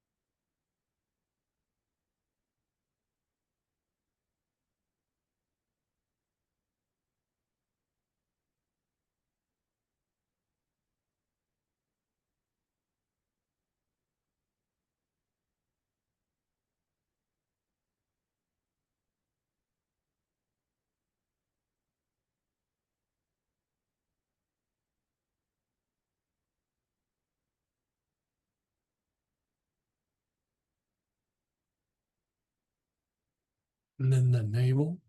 Your awareness is on the navel.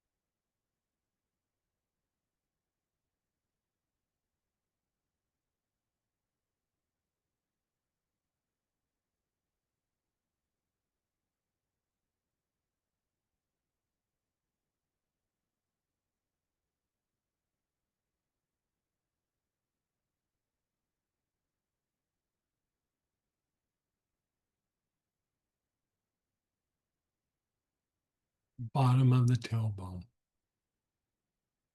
Your awareness is on the bottom of the tailbone.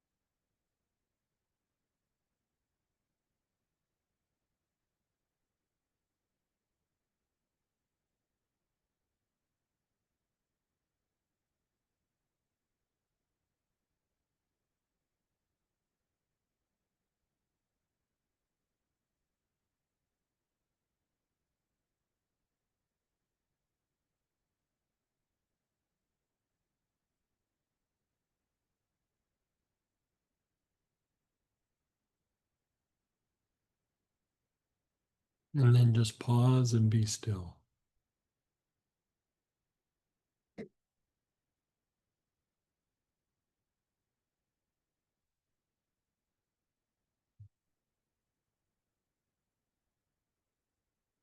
Just be still. Notice how you feel. Just let it sink in for a moment.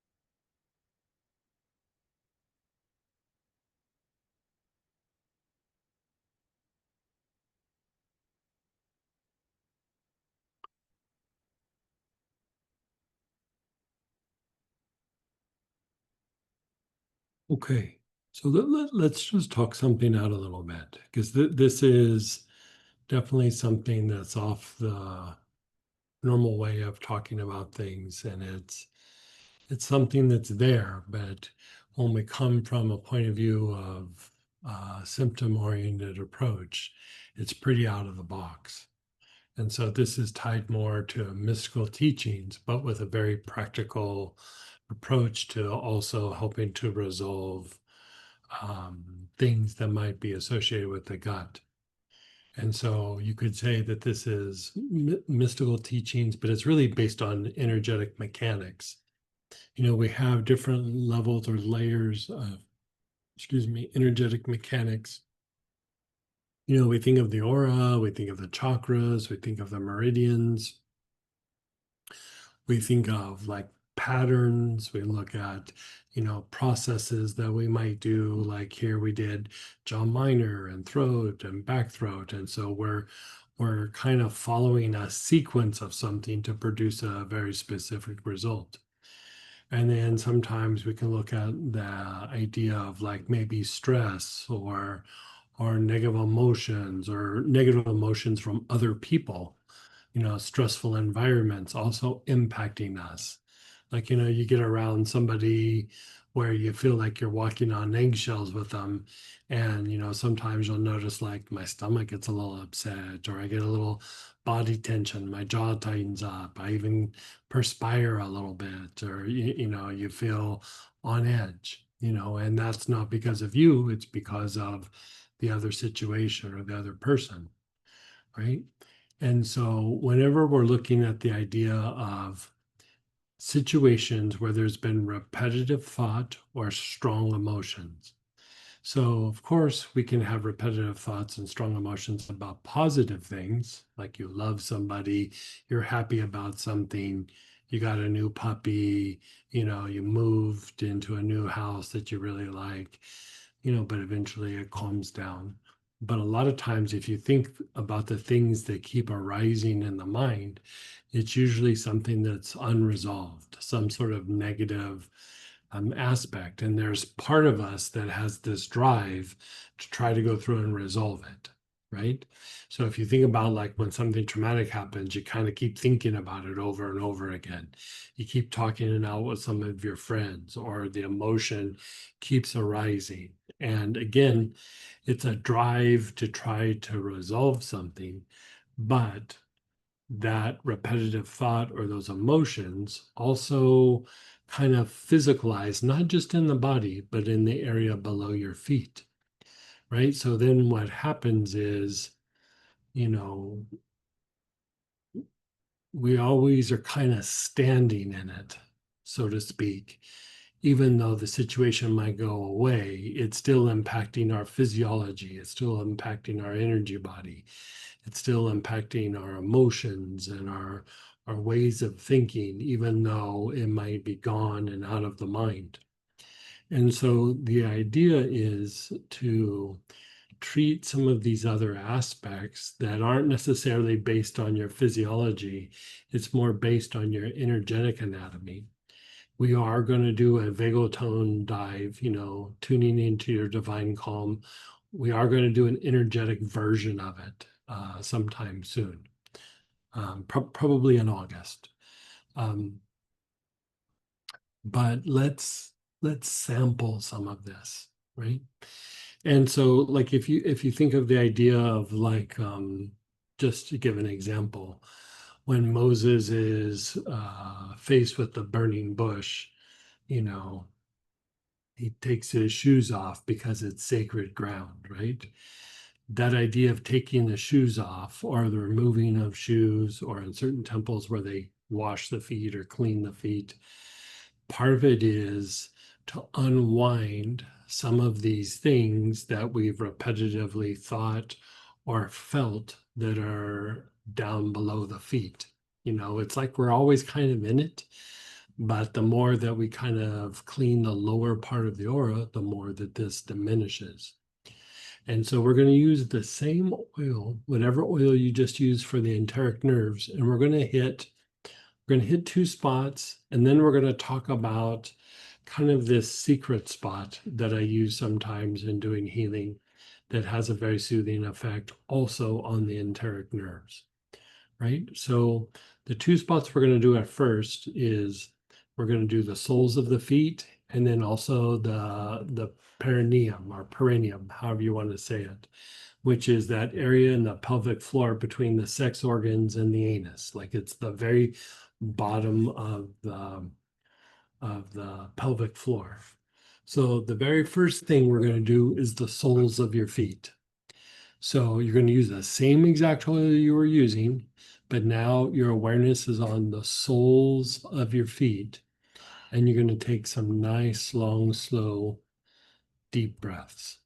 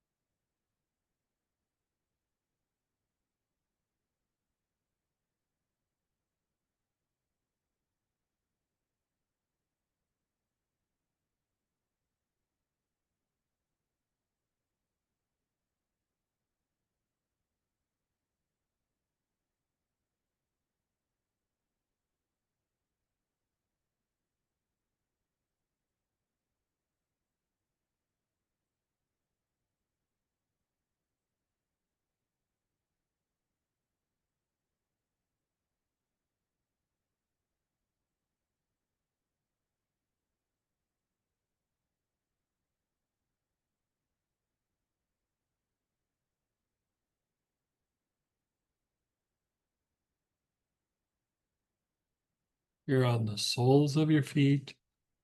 You're taking nice, long, slow, deep breaths.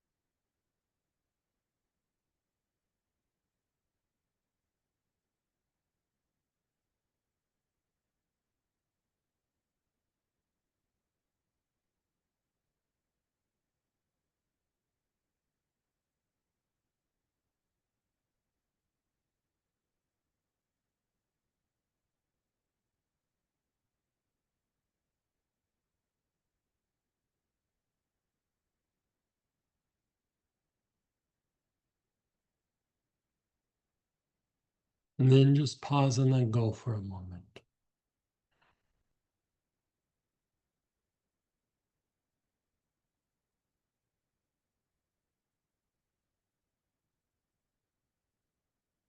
And now we're going to go to the floor of the pelvis, that perineum or perineum, however you want to say it. The floor of the pelvis. You're taking nice, long, slow, deep breaths.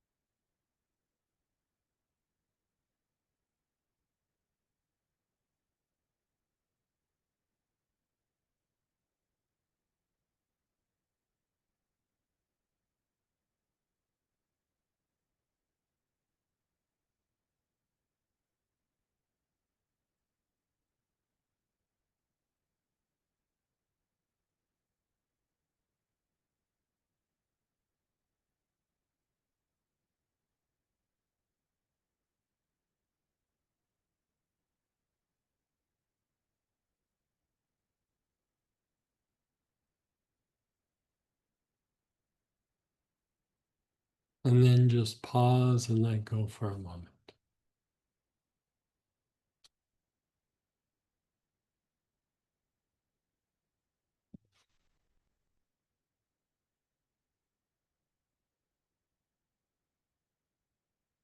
Okay, we're going to go back to the soles of the feet.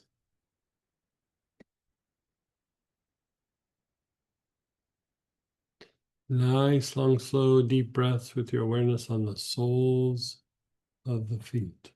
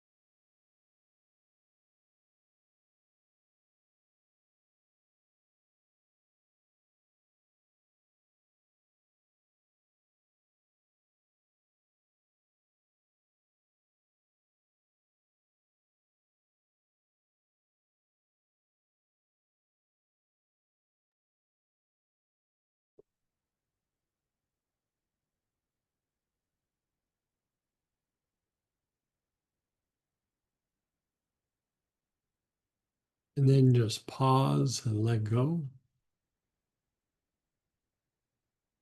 Pause and let go for a moment.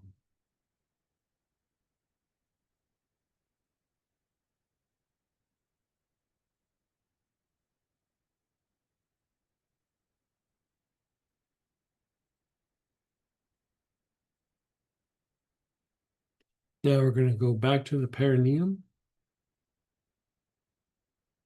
So that area at the floor of your pelvis, your awareness is there. You're taking nice, long, slow, deep breaths.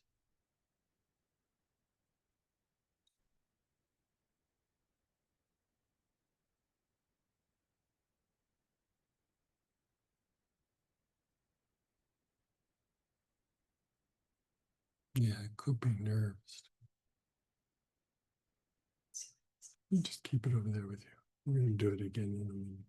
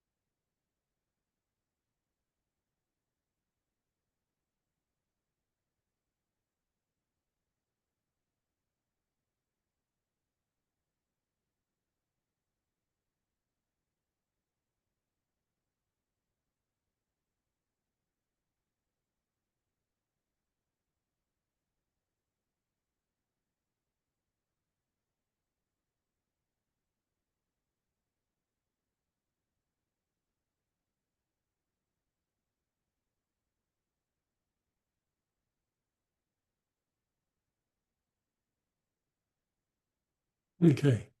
Notice how you feel.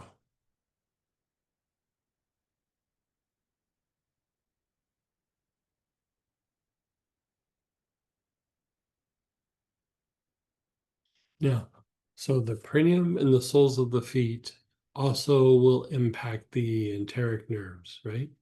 But there's also, if you go to like say this is the back solar plexus and this is the backside of your navel, right? So you have your back solar plexus, your back navel.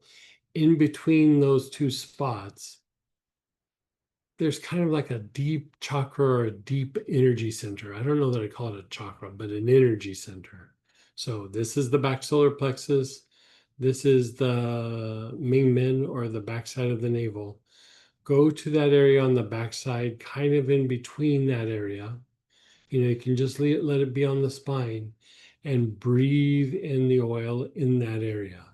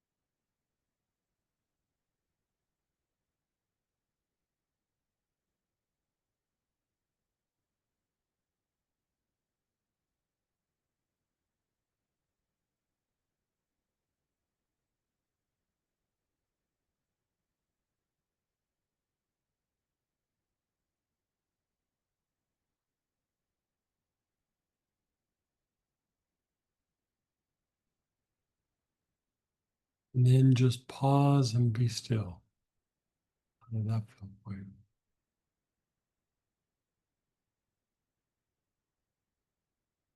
How's your legs feeling?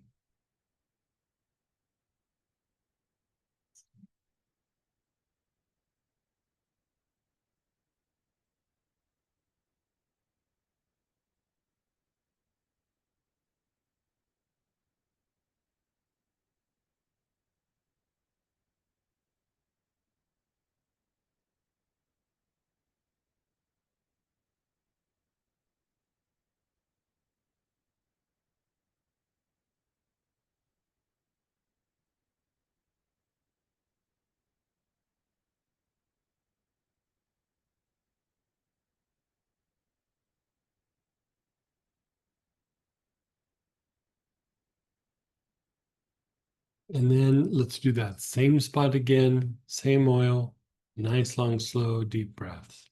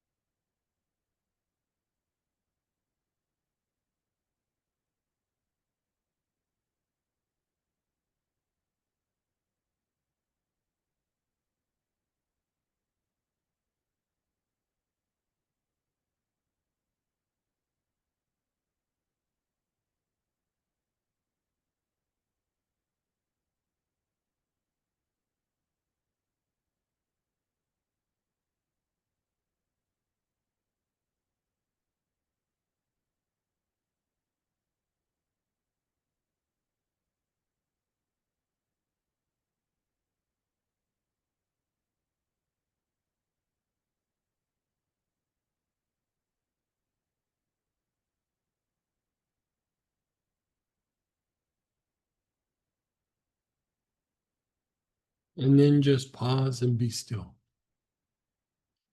Pause and be still.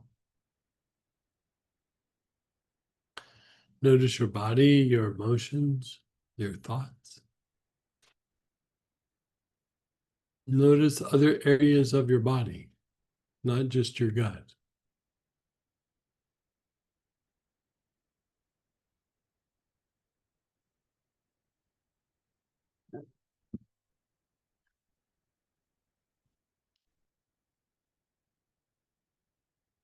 Let's go ahead and do some shares and questions. This is a thing that we haven't really done before, so I think shares are really important here. But go ahead and unmute yourself, type in, and let's just talk this out for a little bit. What did you notice?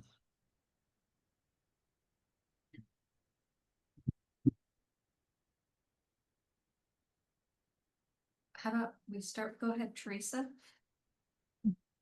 Okay. Mhm. Hi. That was really pretty fabulous. I had some body work done last night on my back and shoulders and throat. And it probably caused a storm later Mhm. and into today. And that last segment just, I think, helped release things. Mhm. So thank you. That was powerful. And I guess I have a question around the enteric nerves and thinking back to like held trauma. This, I think, is what was being let go. Mhm. I This is maybe a decade ago under a lot of stress. the fascial like tissue got pretty dense from the waist down, and I ended up Sure. with plantar fasciitis.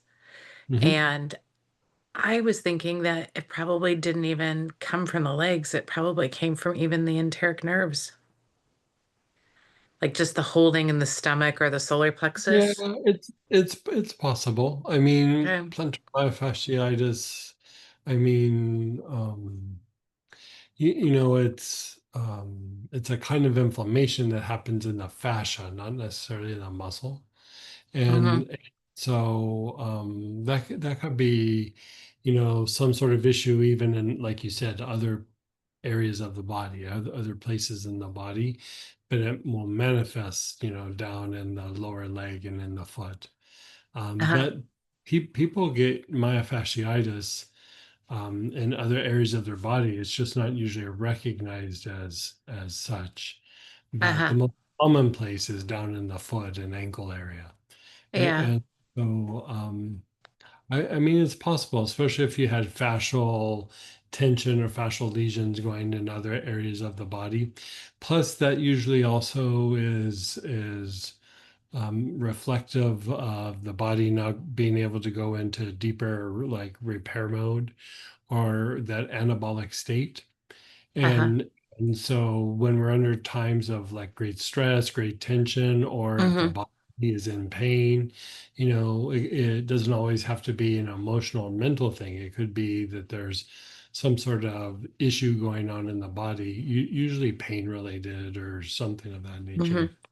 Mm-hmm. um, it can keep the body from going into that anabolic state. I say pain, but even, endocrine issues can throw the body into poor anabolic state. You Mm-hmm. know, really severe immune issues can do that. So, I mean, it could be a lot of different reasons why it got there. But yeah, Oh, yeah. I was just more recognizing that a lot, there a lot of tension has released. yeah, And I like was a lot. probably just holding the tension in my gut. If you're in a difficult situation, it's always going to impact the gut. Yeah. You know, we might not know it, but it's Hmm. always in the gut. Yeah. Yeah. Yeah. Yeah. So that just whatever came up as a wave to go yesterday, this last Yeah. segment really, really helped soothe it. So thank you. Good. Yeah. Um, and can we also use enteric support from the aura programming? You can use it. It just won't necessarily improve vagal tone. I do Okay, use it got it. and regulate the enteric nerves, help to re-educate the nerves. And so, we're kind of splitting hairs there, No, no, but it's a question. yeah, like it doesn't quite improve vagal tone. It does improve some function and it does Okay. re-educate the nerve, but it doesn't necessarily pull the stress out of that area the way these do.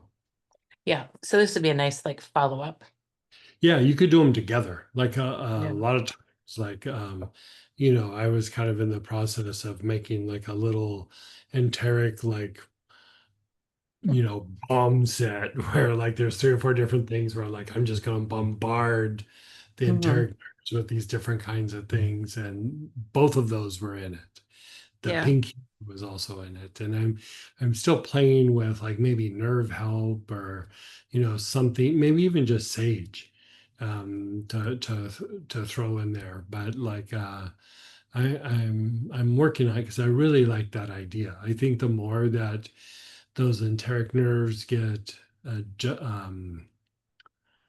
addressed, like I was going to say adjusted, but just more addressed. Like a lot of times it's like calming them, soothing them, de-stressing them, breaking them out of a pattern. So again, the enteric nerves helps to break them out of a repetitive pattern.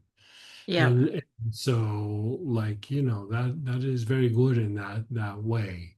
And so yeah, different version of that. And I'm doing a bit of a deeper dive on just all the different kinds of information I can find on the enteric nerves. I have all my notes, but Hmm. I see what other people say on it. And there's really not a lot of information. Mhm. Information out there is just a lot of saying the same thing over and over again. And so I'm Mhm. going to like more obscure kinds of pieces of information and then trying to validate it. And it's been a work in progress, but I like that at the end I'll be able to kind of pull something together and present it to you guys that's very Mhm. specific, that set of nerves. Okay. One of the areas that is super out of the box for that is um, in Buddhism, there's this like the being that's associated with light is called Garuda. And it's kind of like the Buddhist version of Metatron, Mm. like in a way. And if you look at Garuda can even be broken up into 5 different aspects. And the brain waves are like the 5 aspects, even though there's some other brain waves and things, but there's the 5 primary Mhm. brain waves. And when I look at the energy of those 5 aspects of Garuda, they look like enteric waves. Like it's like the Mhm. version of brain waves, but in the gut. Mm. And so like I'm trying to have conversations with some llamas and things about like if they can give me some deeper insight into some of that. And we're running some experiments about like what that is, and then I'll pull it together and I'll present it to you guys. Yeah, Okay, cool. yeah. Well, thank you very much. You're so welcome. And go ahead, Rob. Hey, Robert. Hey, Greg. It felt like, I don't know if you've ever been around a group where it's completely noisy and Oh someone yeah. just yells full volume and everyone's quiet. Oh yeah. Yeah. Yeah. That's what this was like to my body. I don't know what the noise was. I don't know where it was coming from, but it was just like, oh, it was like, attention. And then there's quiet. And it just went silent. Yeah. Yeah. Yeah. Again, I'm kind of fascinated with the enteric nerves because I think it's an area that probably has a much more substantial impact on our physiology and our emotions than we realize. And there's really not a lot of information or a lot of studies that have been done on it. I mean, if you just mechanically look at it, it's the only group of nerves that if you sever their contact to the brain, they continue to function on their own. Like there's no other set of nerves or anything in the body that does that. It's the only thing that like if everything else goes away and dies off, they continue on their own without the brain, without anything. The, the logic within me, which doesn't know human anatomy very well, says, well, if it can run independently, it has to have its own brain and therefore has to have its Right. own brain waves. And Exactly. Yeah. but that's, very logical. Yeah. Yeah. I really think because you've heard me talk in the past where I go, there's the brain waves, but there's these other waves in the body, more than just like circadian waves, and a lot of them look like they're gut oriented, and it like that's I was kind of going like there's the brain waves, but then there's also this idea of like the gut waves. And there's a little tiny bit of information down that rabbit hole, but not much. And the most that I've found about it, besides my notes over the years, has been in looking at different aspects and mystical practices because our physiology plays a very significant role in mysticism and esoteric practices and our spiritual development. We don't really think about it like that, but it does play a substantial role. And so these aspects of Garuda, these 5 aspects, they have a very similar vibe as brain waves, but they're not quite brain waves. They're like different waves in the body. And I'm really thinking that it is this aspect of this like set of like gut waves, you could call them. And so, I've been actively exploring them for a while, and I made some blends, but uh, you know, uh, something like that. I always like to get like outside perspectives, and so I've been reaching out to some lamas, and I even sent out a message to this high lama that sometimes has a communication with me through somebody, and because there's an English a language barrier. And we'll see what comes back, because they'll have access to books that, like, I don't even know of their existence, their inner teachings from centuries. And so we'll see if there's not some information we can extract from that and bring forth and have it be a piece of our therapeutic approach. But that is the intention. Okay. Well, thank you very much. Yeah. It is kind of interesting, even the way you described it, though. You know what I mean? If you think about it, there's something there. It's just we don't have enough intellectual information to even like kind of form an idea, but you can experience the phenomenon. You know what I mean? Like you can have some sort of experience. It's harder to define because we really haven't defined it in other ways. Because even with intellect, you can go, well, that's true, but then we think about it in a repetitive way, or maybe that's not right. You have things to play with. And like here, we don't really have anything to play with, just experience. And so, Yeah, it's I can feel myself being aware of this calming entity. I don't want to say entity, but calming function. And I don't know if how we activated it in this process, but it was like this, okay, everyone, I need your attention. And everyone paid attention.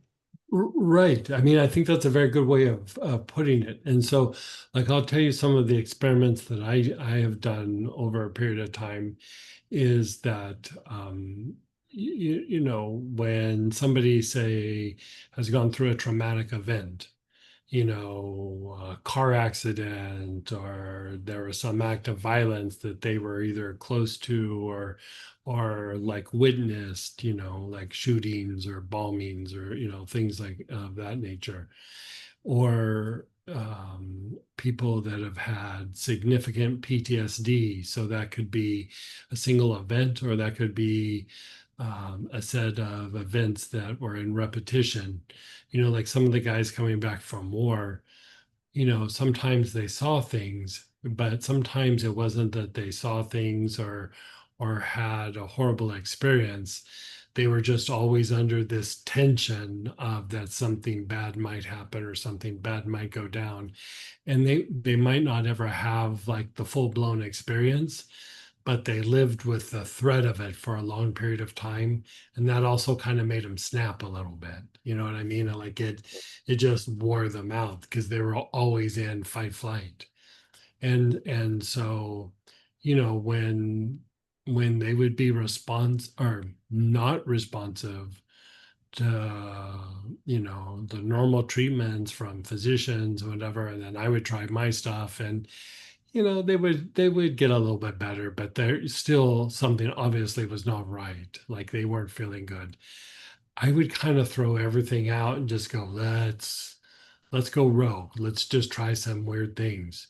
And I would do this thing where I'd work the perineum, I'd work the soles of the feet, but especially that area between the back solar plexus and the Ming Men. I would work that area. And most times I was doing it with energy first, and then I would come up with an oil protocol second. And I would just flood that area with pink. And I tried other colors too, but flooding that area with pink, it gave like a sense of well-being. but it wasn't necessarily the heart, it wasn't the emotions, it wasn't your overall body. It was specifically that part of the nervous system. And when I would flood that, a lot of times I would pull them out of their crisis and the tendency and potential for them to go back into that PTSD state. And so, I didn't do it on everybody with PTSD, because I treated several hundred people that had come back from, you know, conflict, whatever war they were in. And the ones that were non-responsive, when I did that, there was a few that still even that didn't help, but a majority of them that helped. The ones that I would say that it didn't help, that they had significant injuries in the body, had surgeries where they had to have like things like a rod put in their spine, or a rod for like an arm, a bone in their arm or something. And there was a lot of pain, and it was really hard to resolve the pain. Um, they were usually the ones that were non-responsive to any of the normal treatments. We had to do some completely different kinds of things for them. And so, I don't know. I think it's an area that's worth exploring to a greater degree. It's part of what we do in the three brains. When we do sex and being men, that's instinctive responses. But when we do the solar plexus and back heart, we are hitting the emotional component, we're hitting the sympathetic and parasympathetic nerves of the gut. But that second brain component is the enteric nerves. Like, it is, that component is also being addressed. And I don't know. I think there's more that can be done there, like a lot more that can be done. There's an interesting concept I've heard in a couple healing modalities, what they'll call something like a esoteric practice. Mhm. Uh, and it's a technique that isn't well documented, that the average practitioner doesn't know, but it does very certain things. And Mhm. could this energy center be one of those esoteric kind of things that we don't know enough about yet to?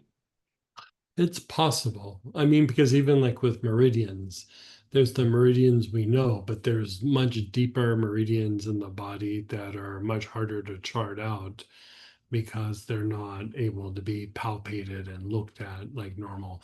And I would say the same for like deep levels of, I wouldn't call them chakras, because chakra has an aspect of God within it. So I could call them large energy centers that are deep within the body. And I would definitely call this one of them. There's some along the sides of your body, there's some in different areas, there's some around the heart and stuff. And so I would say that, like, in healings, I work those things a lot because I can see them, but I haven't seen very much written on them. um, there was this Swami one time that, again, he didn't speak English, so I was having to work through a translator. But we started having a conversation, and I don't know if we were exactly talking about the same thing, but we were in a similar, like, stepping out of even just talking about chakras and starting to look at the body in these different ways. But, we had a lot of terminology issues because we both, we didn't speak the same language. We were having to go through a translator, but, through eye contact, and we were like looking at each other, like, I think we were talking about some similar things. But even he said, through the translator that it was his perceptions. It wasn't something that was written. And so again, just because we're always drawing upon, old information, ancient information, things that have already been put forth, it doesn't mean that that's everything. It just means that's the things that have been observed and refined and put forth. It doesn't mean that there's not other areas that couldn't be refined.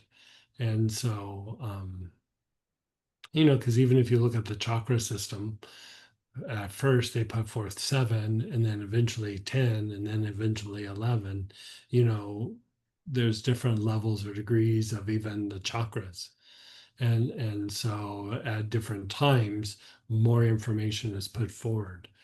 And so hard to say, but I have my hand in several different areas that we'll be presenting things on some level in some way, um, you know, very soon. But like I kind of want to still have some interactions with people like outside these circles. So that's why I'm reaching out to the lamas and that one particular high lama. Yeah. Okay. Well, thank you very much. Yeah. And go ahead, Ollie. Hey, Ollie. Hello, Greg.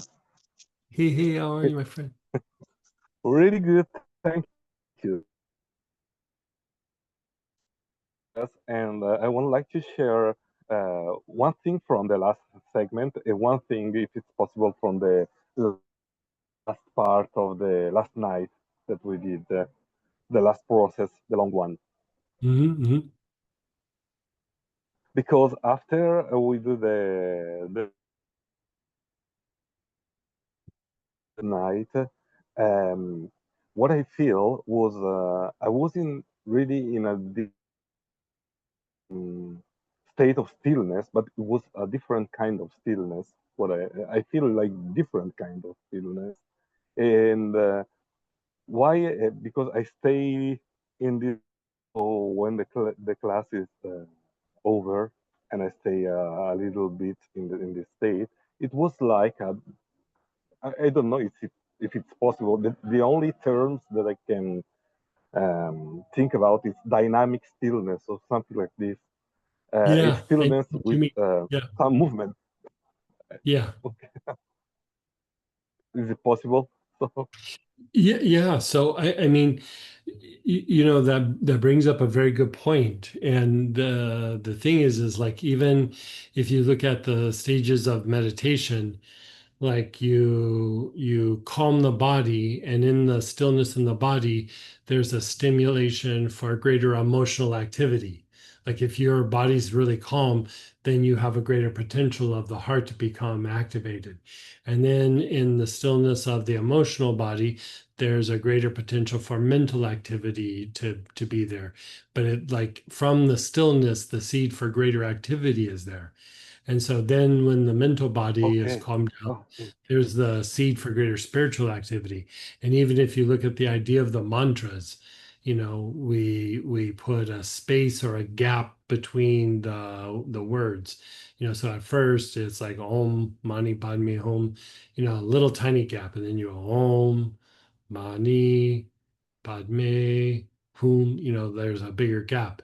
And so in those gaps are stillness, and in that stillness there's a seed for greater activity to happen. And so it's one of those things like how we talk about with the heart, where two opposite things can be in existence. The where we experience being in a room but it doesn't have walls, or we can experience the two sides of the mind which are very much in opposition of each other, but they can both be there present, and we're experiencing them both. And so I'd say when we reach these deeper levels of stillness, there is a higher activity being generated, but it's usually something that we're not aware of emotionally or mentally. But like Yeah. that dynamic stillness, I think is a great way of saying it, where there's a stillness, but there's still like a higher activity that's starting, but it's not really of the body, of the emotions, or even of the mind sometimes. It's beyond even the mind. And so I would say that's very much the case, especially when we do those deeper levels of angelic work and when we do the deeper levels of the planetary work. Um, there's a much greater potential of activity that's way beyond the senses that we wouldn't necessarily register or recognize, but it's happening. Like the soul is or the Buddha nature is active doing something, but it's not really registering with the vehicles, the body, the mind, the Yeah. emotion. Yeah. Yeah. Yeah. Thank you. It's super good for you, by the way. Super good for you. Thank you really much. Because if I'm thinking about this, I perceive a little bit of this that I perceived much yesterday. Um, Mhm. since we start the Heart and the Thousand Petal Lotus by working with the moon and with the aspect of the moon, I start to feel that there was something different in the stillness. But yesterday it was Right, really clear, right, more clear. right, right. Yeah. And different angels will have, different kinds of effects. And, that is, you know, like when we start to do that universal angelic process, that is really truly what the old school theurgy used to be Oh, about. It wasn't just like saying angels or looking at a yeah. sigil or doing, I mean, it was really reaching out and connecting with that and almost like communing with that angel and having these experiences not just in the body or in the mind, but even further out, and then it eventually physicalizes into the body or even below your feet. And so yeah, I mean, with all the work that we're kind of pulling together with the org programming and with the aspects of the different planetary energies going deeper and then still going deeper with the angels. I mean, it is a very accelerated healing practice and it's a very accelerated spiritual practice. It takes a while to get it set up and everything, but once we're kind of set up and doing it, the practice becomes very accelerated and very quick. Okay, fantastic. Thank you really much for it. Yeah, you're so And welcome. I'm and so glad in you're that, enjoying. I really enjoy it. And also the last piece when today when we put the awareness in the space between the back heart and the main. Right. Uh-huh. Okay, the thing that happens was that two old situations that probably it was they happened more than 20 years ago fire up in my mind. It was like I was not like the watcher. I was inside the situation, and then suddenly they melt away, and I feel they were not traumatic. They were maybe just a little bit, but after that, I feel really a kind of cool or chill energy going down on the legs to the feet Oh, and nice. get out. Yes, it was like Very. revisiting something. Yeah, I would agree. Yeah. Okay.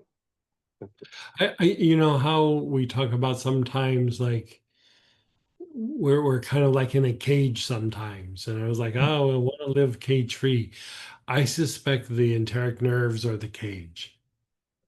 That's Oh, what I suspect. Like, we think it's the mind, we think it's the emotions.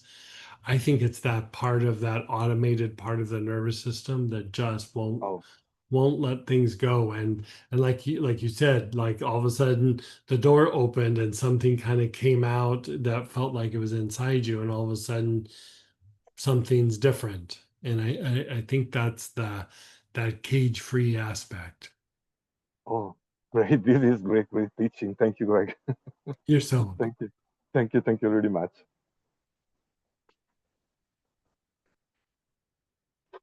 Someone shared, I saw golden butterflies. As I focused on the area between the back solar plexus and Mang Mang, it felt like a crushed, dusty rope that was stretched or unraveled and cleansed, surrounded by sparkles of white light. Oh, how nice. Very nice. Question, sorry, I might have missed it. Flood pink light in which part? The enteric nervous system? Yeah. Yeah.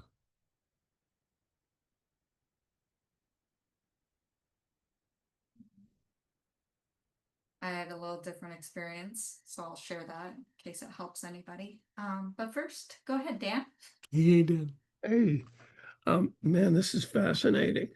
With the enteric thing, is that what hangs on then to bodily trauma?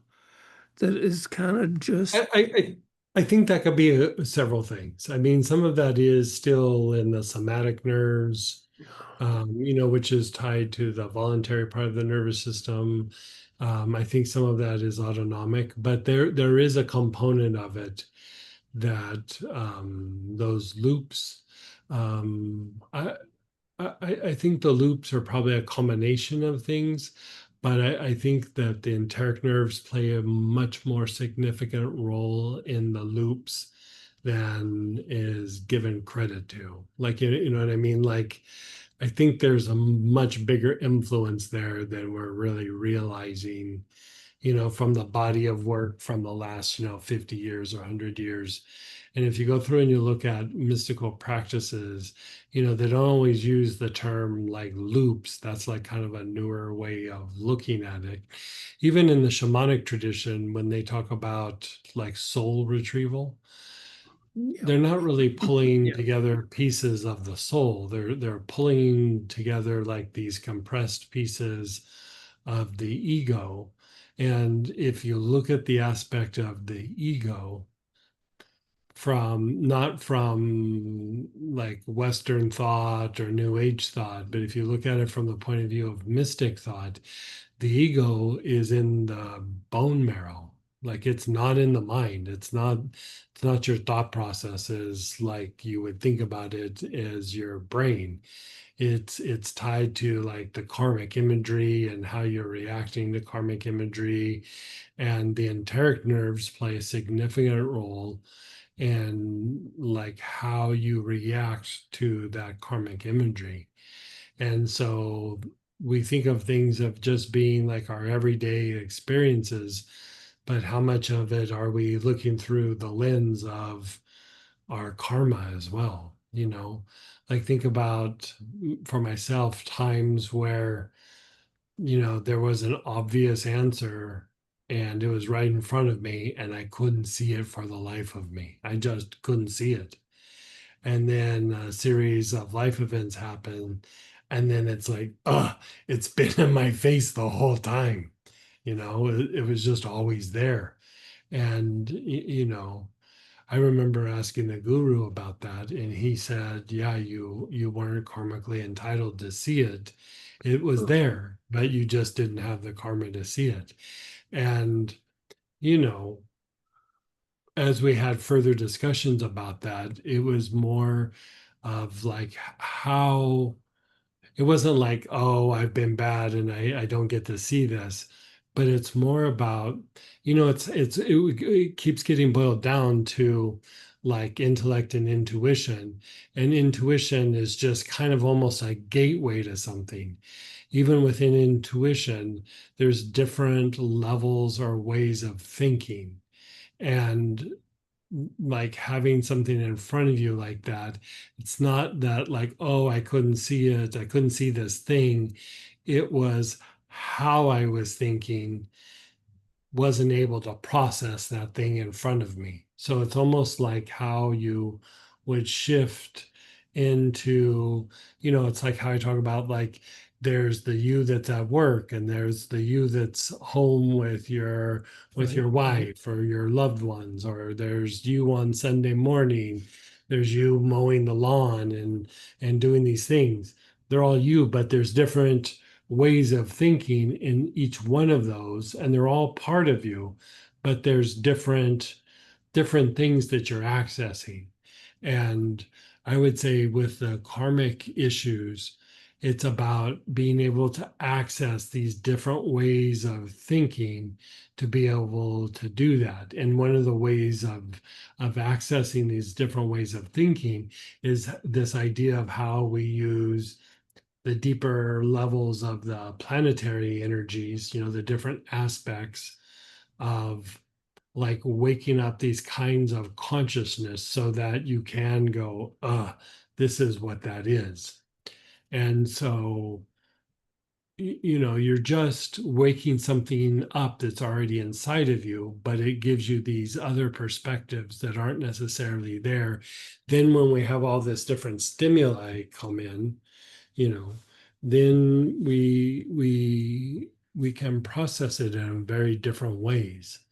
And so it takes that idea of karma from being like a punishment as more about something that like you could say an ability that we're learning, but I would say even deeper is you're learning more about yourself. You're learning more about the nature of the soul or the Buddha nature that is much more capable than we give it credit for, because we're doing it through the mind, through the intellect. And so the intellect kind of labels it and sticks it on a shelf, and so it kind of pigeonholes like our potential, and it's a way of kind of like breaking out of this potential.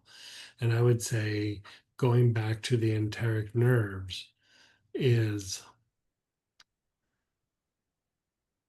it's tied, it's not exactly, yeah, I mean it's part of the three brains. It's not just our thoughts, it's not just our feelings, it's also the instinct and the combination of the three. And I would say the emotion, how we view emotion from our intellectual point of view, from the point of psychology, from the even the point of mysticism, is a very superficial way of looking at emotion. It's a very superficial way. I remember the guru saying one time that like how we look at emotion, he goes, like the way people think of emotion, it's not even a real thing, it's just a reflection of something. He said that's not even, like how we see it is not even what it is. Hmm. And when he said that, I was like, that feels very deep. I have no idea what to do with this. I have absolutely no idea.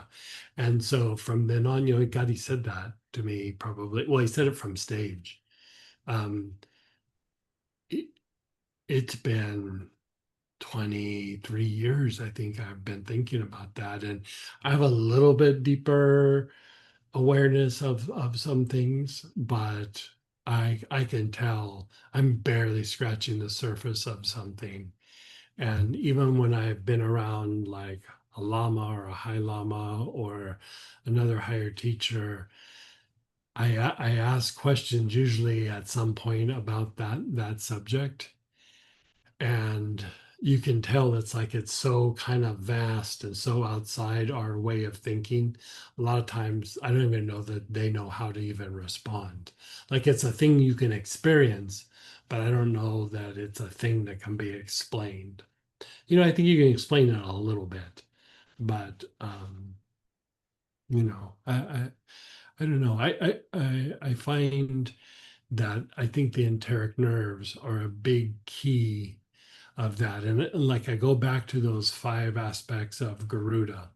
And in these 5 aspects, Garuda is kind of like the Buddhist version of Metatron.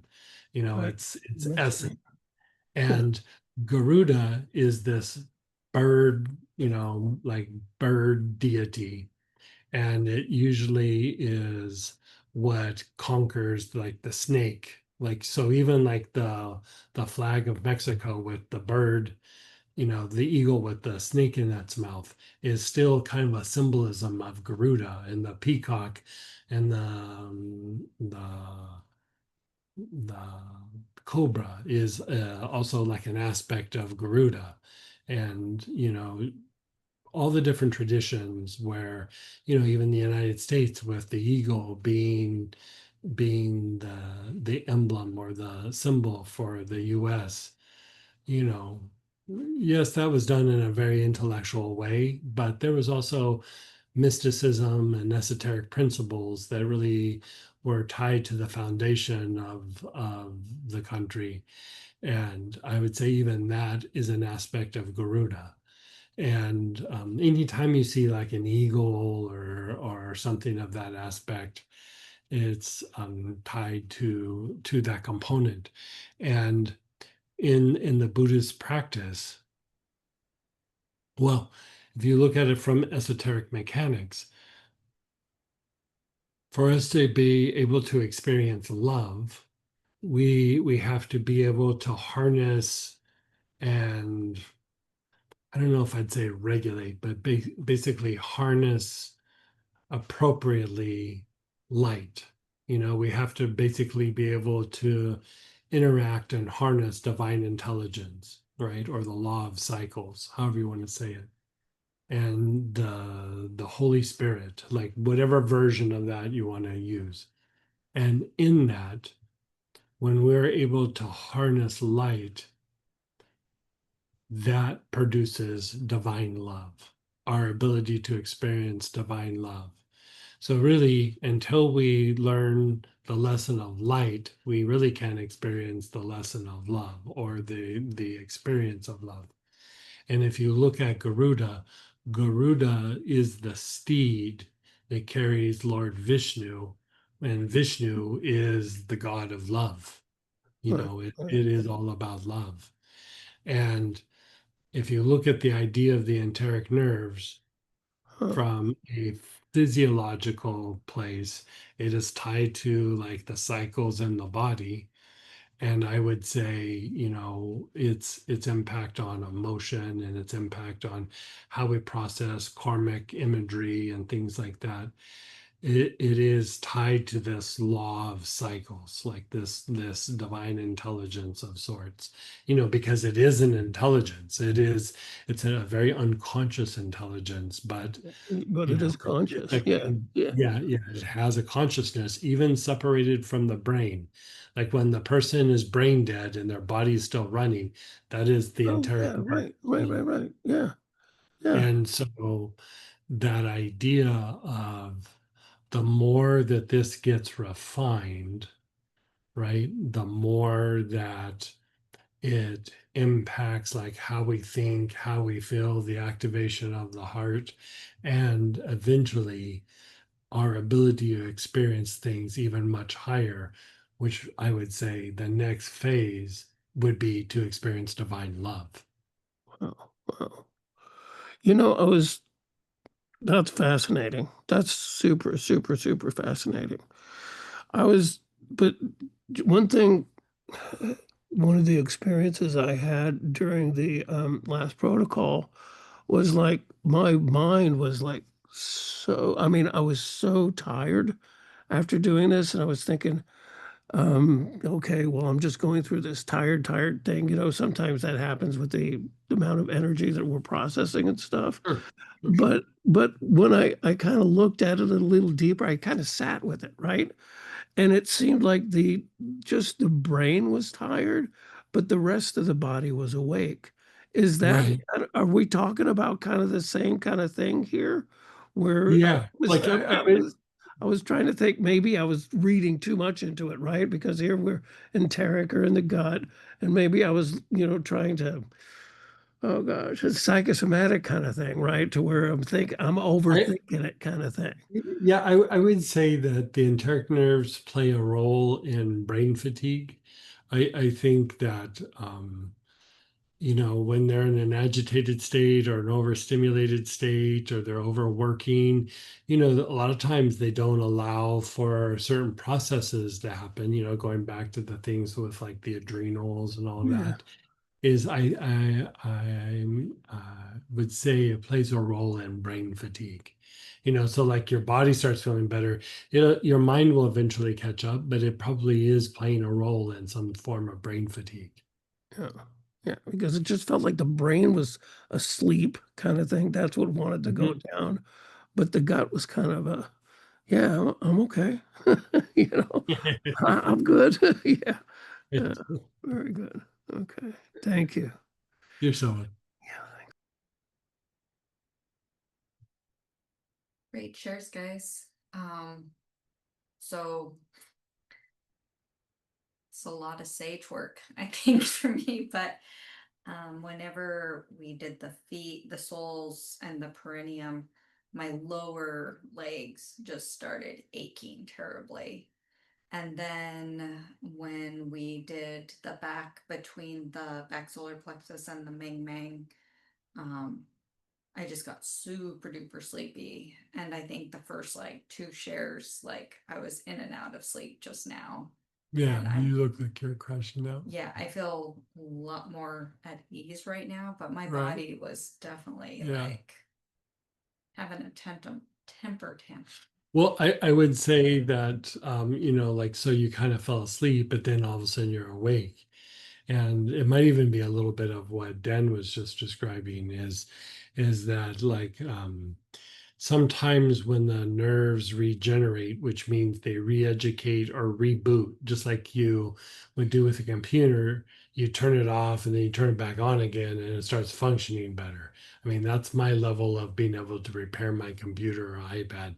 Turn it off, turn it back on again, it works better, right? And sometimes with like the nerves in the body, you might get sleepy for a few minutes and then you wake up and you're like, oh, something's different. And it's your nervous system needed time to reboot. And if you watch animals, like they'll kind of go through that, like after trauma, they'll do that and then they'll kind of shake a little bit and then they get up and boom, they're fine. They shook off the trauma. And so yeah, there's something to be said where, even though you got sleepy, it didn't really last for very long, but then something different kind of came out of it, is something in the nervous system is rebooting, and so for it to reboot, you almost go off and then on again. Very similar. Yeah, that's what it feels like. Yeah. Yeah, so I could do something again now. Yeah. Yeah. I think that's the shares. Okay. So let's go ahead and is there anything else we need to say? No, everybody's asked their questions or shared. So how about we'll take a break until 25 after, and we'll come back and we'll do a little bit more work on the gut. We will work an angel towards the end of the day, but I wanted to spend a little time doing a little bit deeper dive in vagal tone. So see you in about 15 minutes.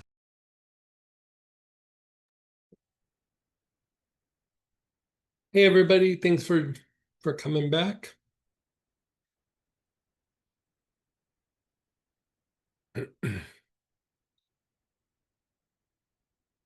And let's see, let's jump around. Since this is one of those kinds of classes, we can do those kinds of things.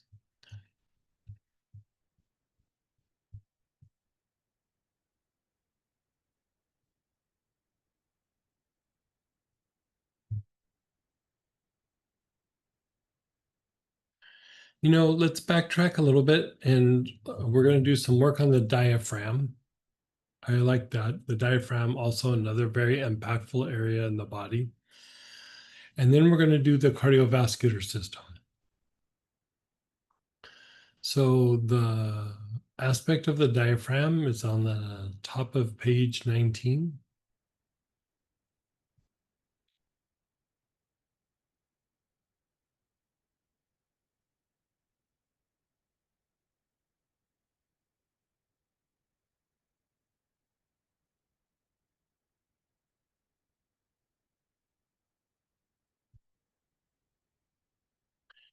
And we're looking at dark blue tansy or galbanum.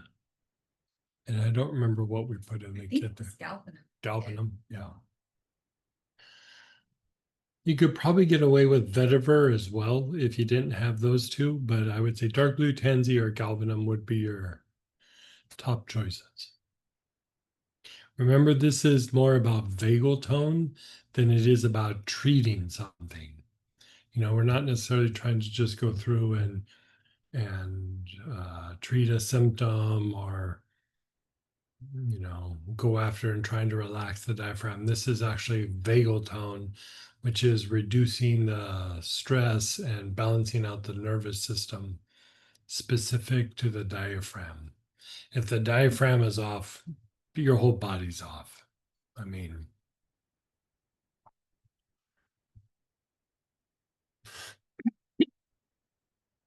so let's go ahead and have you begin inhaling. Your awareness is on the throat. I know your diaphragm's not at the throat, but the muscles in your neck also impact the diaphragm.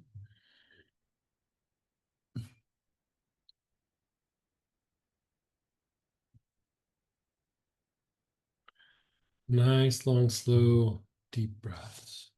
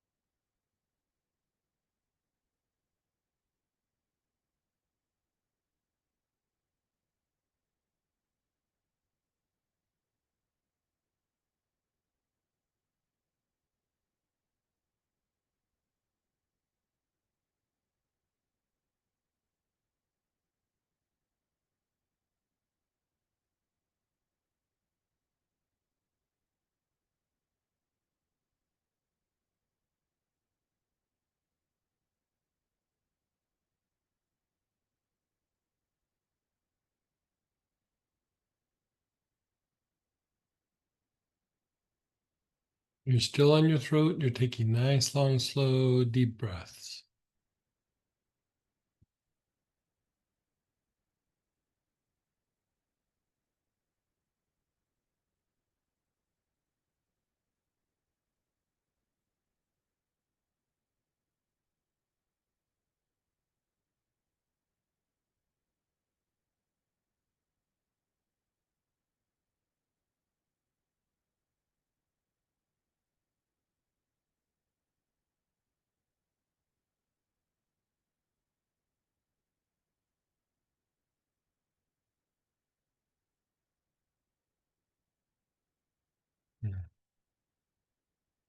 Your awareness is on the throat minor, the bottom of the throat, that little notch between the two collarbones.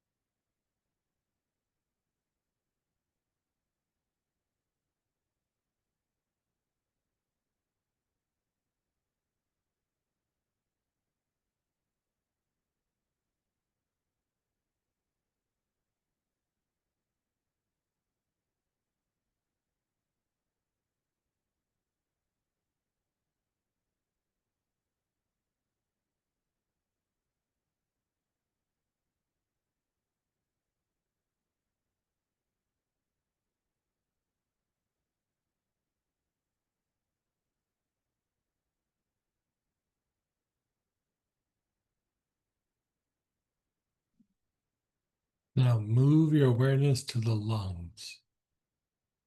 Nice, long, slow, deep breaths with your awareness on the lungs.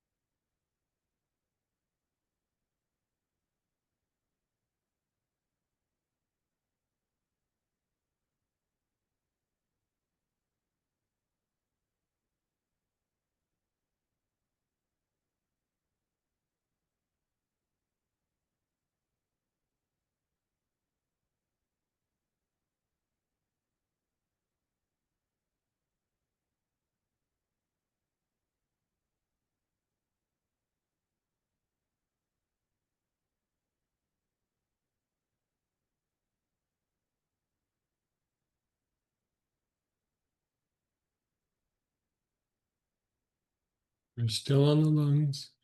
You're still taking nice, long, slow, deep breaths.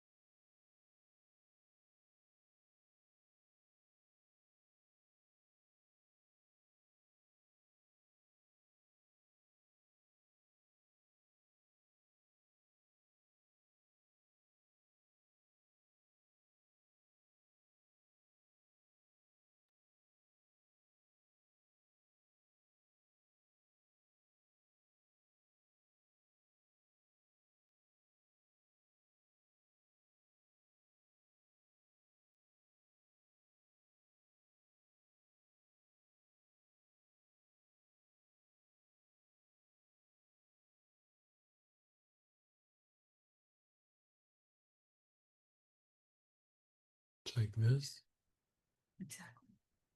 but on both. Mm. Snakes. In both hands or one across. Mm.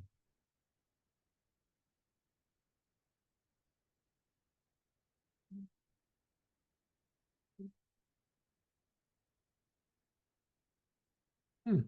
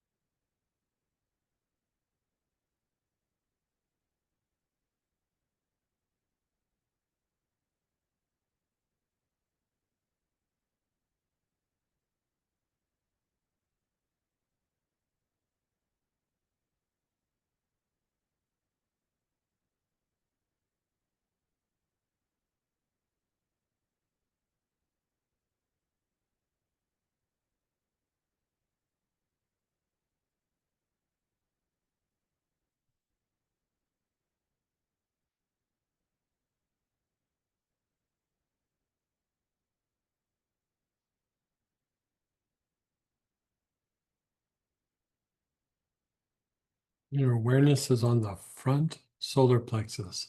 So below the ribs on the upper abdomen.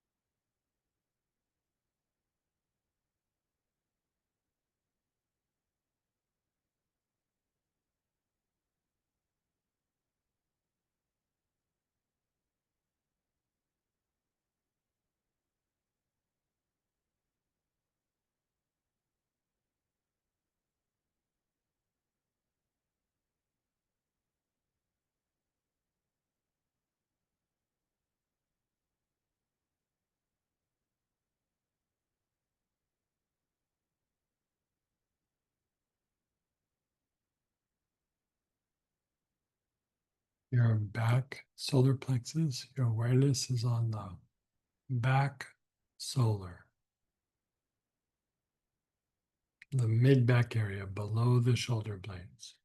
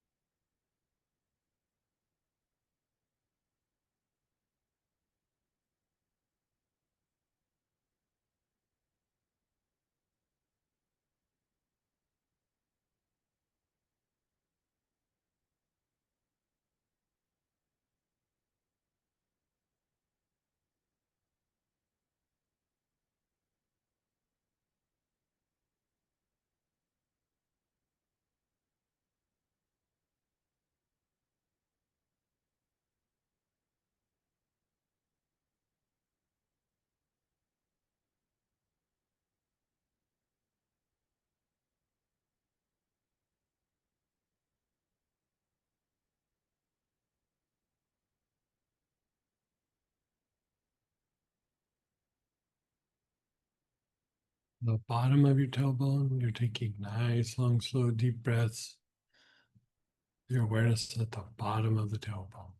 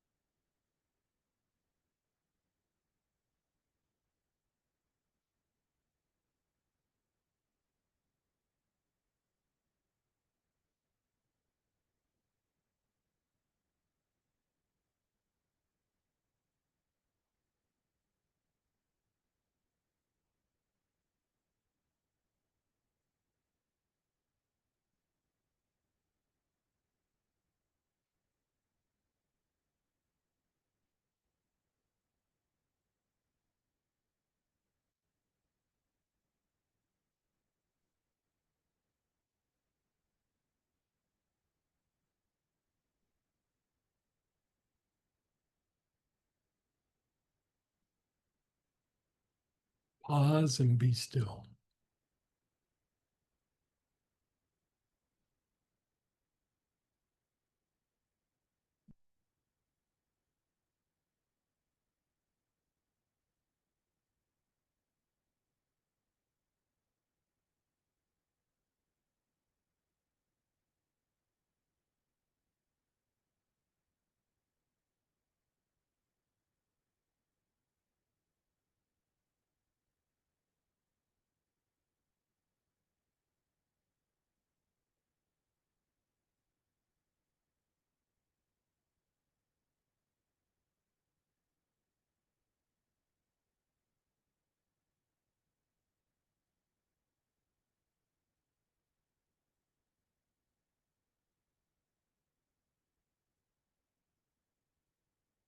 Let's do that one more time. Feels good. At least it always feels super good to me.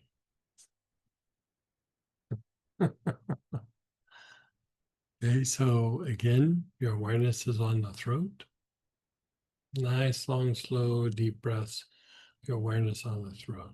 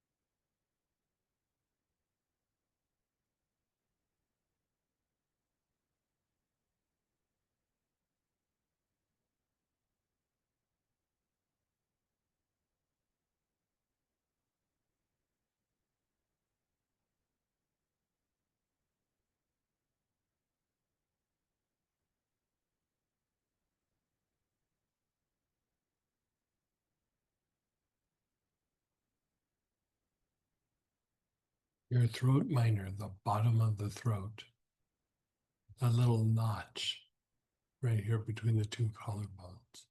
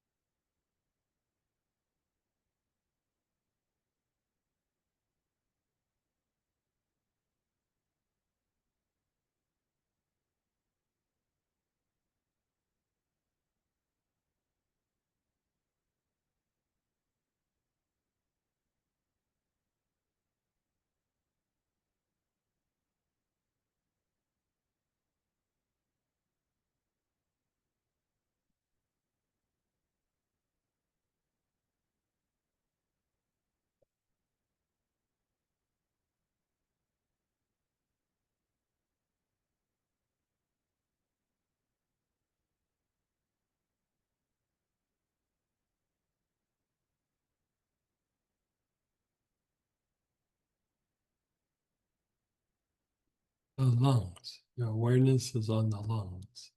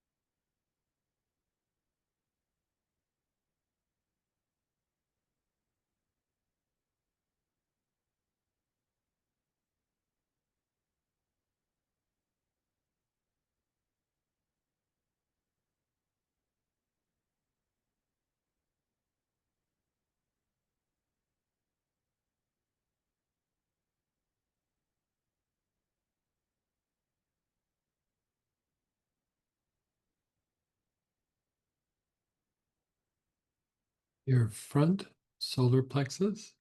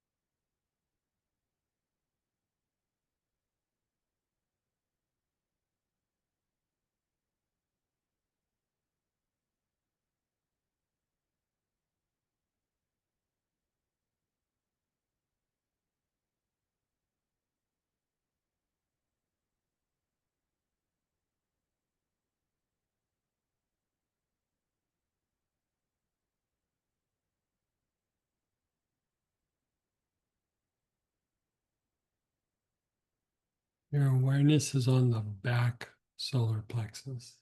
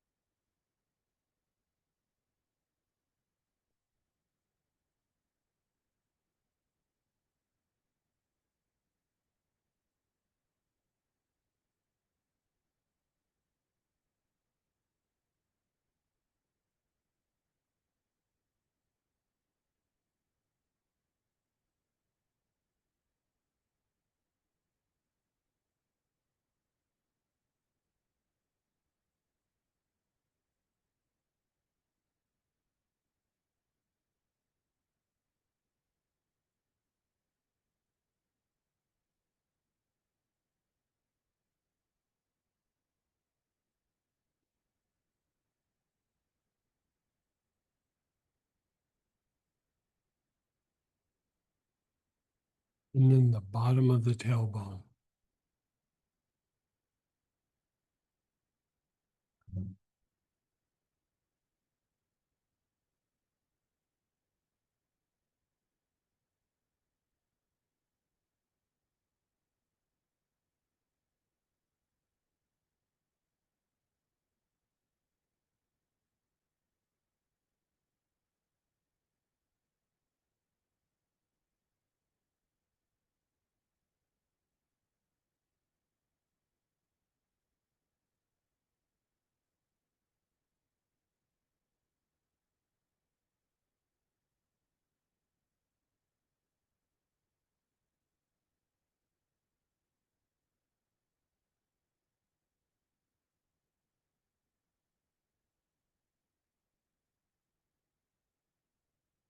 Just pause and be still.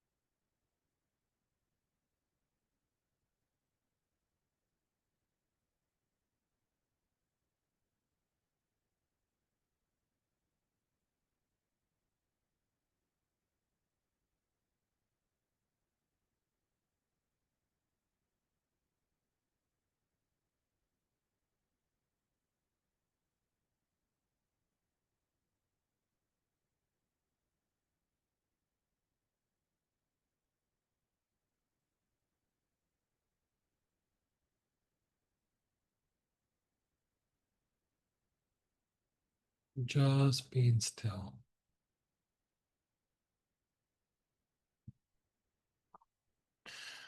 We're going to go to page 12 and we're going to do the cardiovascular system. You know, you can read up on all the different aspects that it does, but let's experience it. So you have benzoin, you have anula, melissa, neroli, sage, spikenard, lang lang, and then also the blend cardiac support.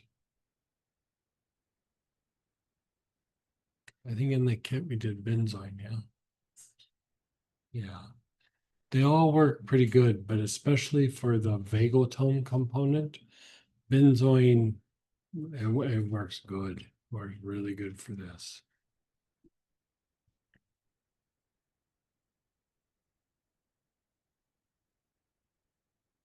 So we're moving from the diaphragm and the respiratory system. Diaphragm would also impact cardiovascular function. So here we're jumping up to the cardiovascular system. You're beginning to inhale. Your awareness is on the ajna, the area between the eyebrows.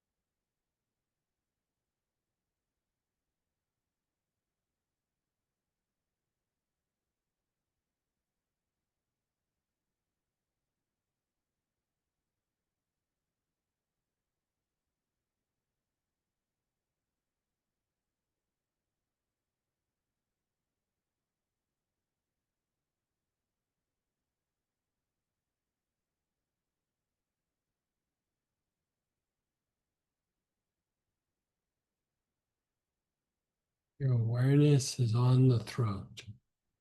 Nice, long, slow, deep breaths with your awareness on the throat.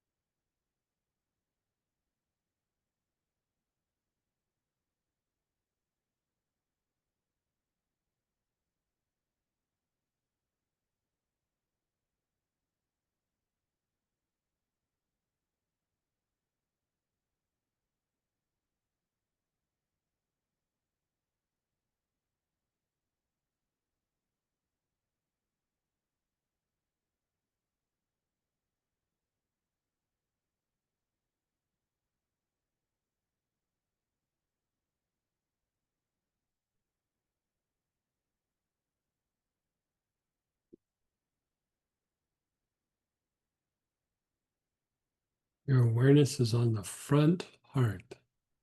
Nice, long, slow, deep breaths with your awareness on the front heart.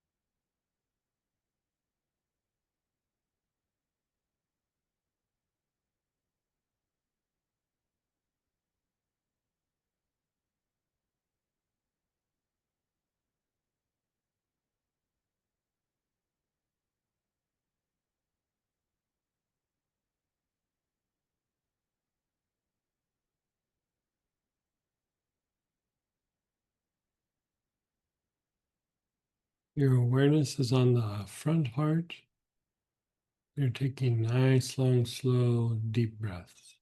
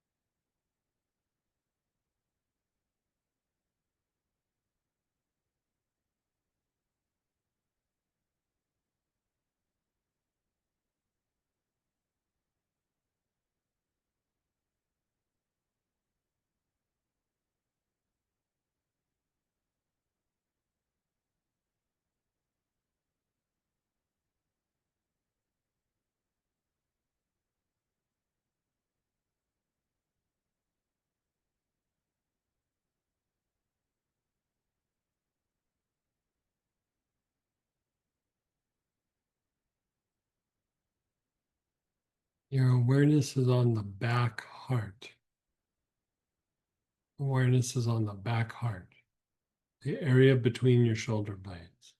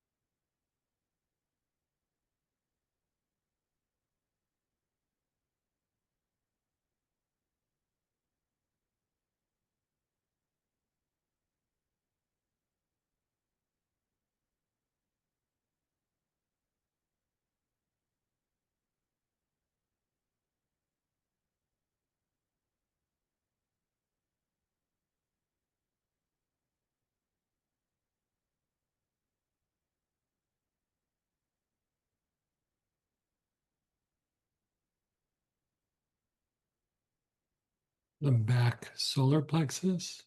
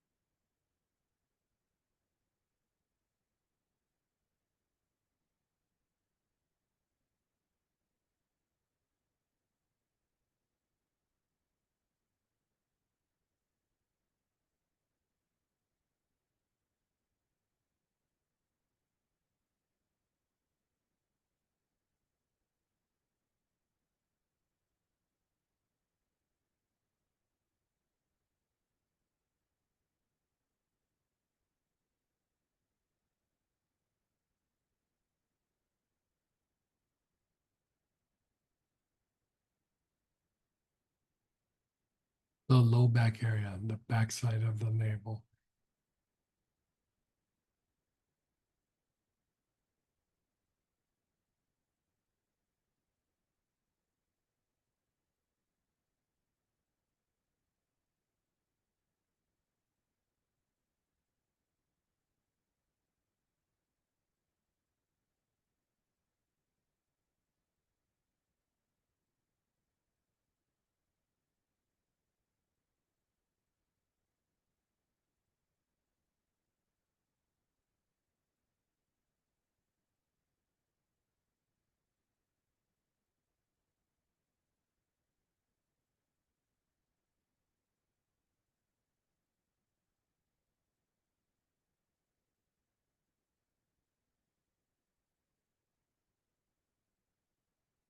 The low back area, the backside of the navel.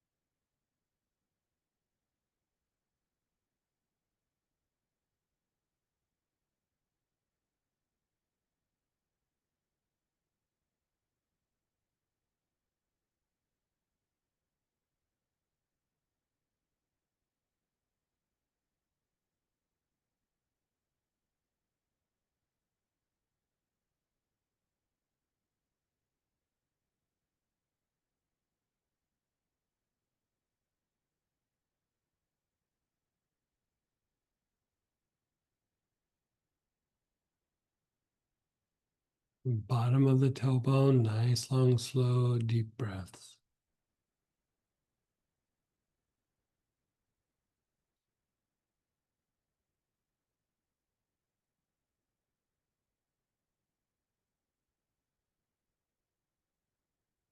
How's this feeling for you?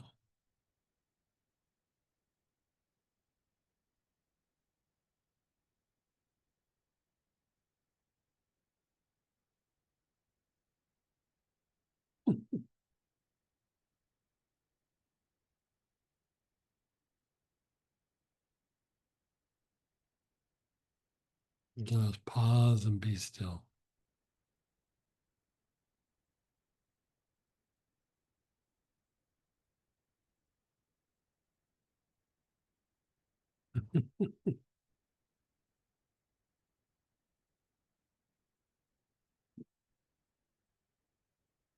So we're going to do it again, but before we do it again, we'll take a little break. But let's have some shares and questions if you wish. You can unmute yourself or type in. And then we'll come back. We'll do another round of cardiovascular system, and then at the very end, we'll work with an angel again. Not the big long process that we did last night. We'll do a much shorter version.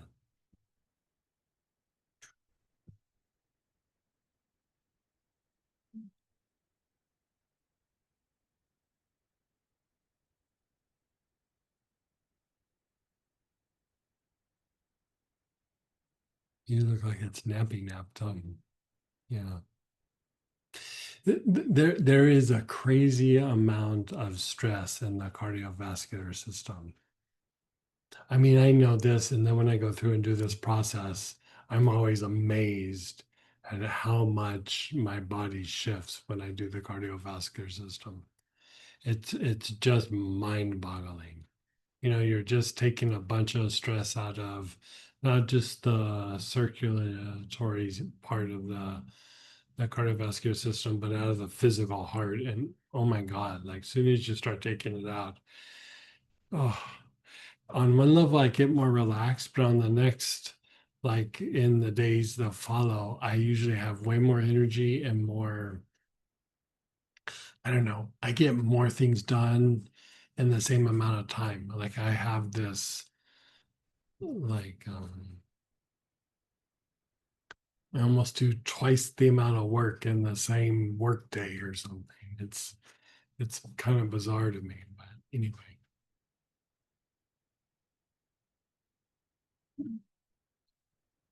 Yeah, go ahead, Kat. Hey, Miss Cat. Hey, um, I just thought I'd share sort of what I was experiencing during that.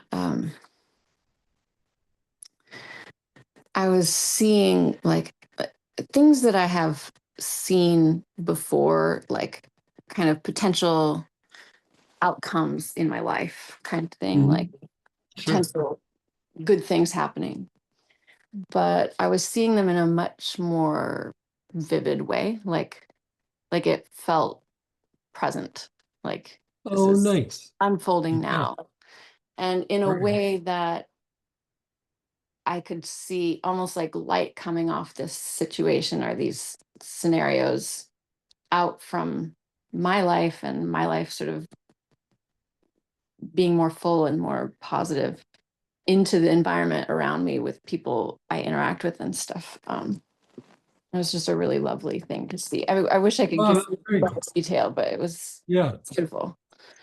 Yeah.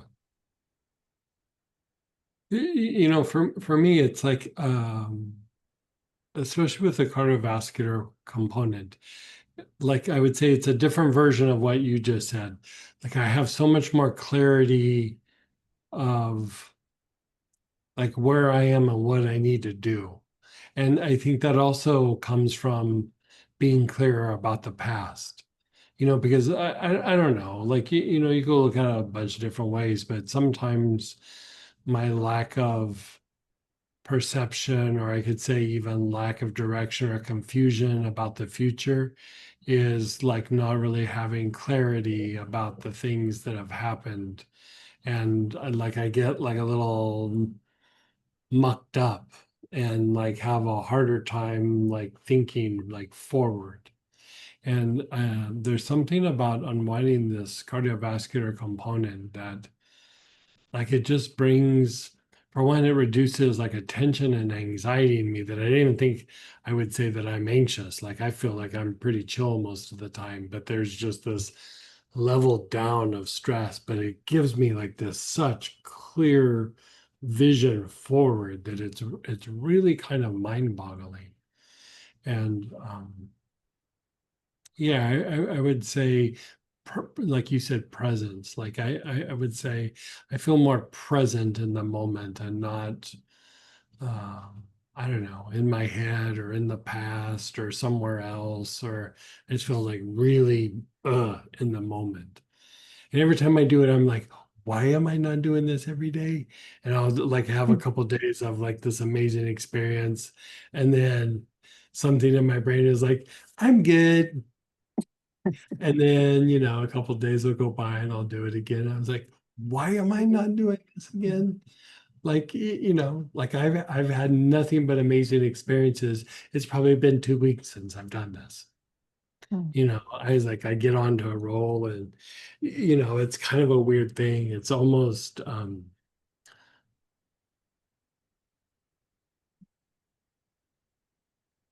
got to get used to the good things that are happening, almost like, like that, I feel good and I feel clear and everything. I almost got to get used to it. Well, it's Okay. exactly like what you talk about, the Yeah. body liking kind of Yeah. repetition. So like if you Yeah. move forward too quickly, it's easy to Yeah. kind of fall back Yeah. into. I want to share one thing that I remembered that was specific. It's kind of funny. So I got my first harvest of cucumbers ever in my whole life today. And Oh, nice. I have one I'll bring for you guys tomorrow. But I just part of what I was seeing was like my garden, because I've had gardens before and I've never really felt like I managed to produce much of anything. Never Mhm. really felt successful. So this feels successful for the first time. And I've started sharing it with people a little bit. You know, I mean, I picked 6 cucumbers, so I gave a couple away. And so I'm seeing this like kind of golden light coming out of my garden. It's like my garden is nourishing me in a way that it's like there's this overflowing. If it's like Sure. overflowing. And I can, and then I get to let it overflow to other people, right? So so I'm looking at this while I'm inhaling, and like this big giant breast grows up out of the earth, and it's like Mother Earth's breast. And it's like Yeah, it's still a nurturing aspect. Like, yeah, it was so sweet but also funny. yeah. You know, because like sometimes you'll see in like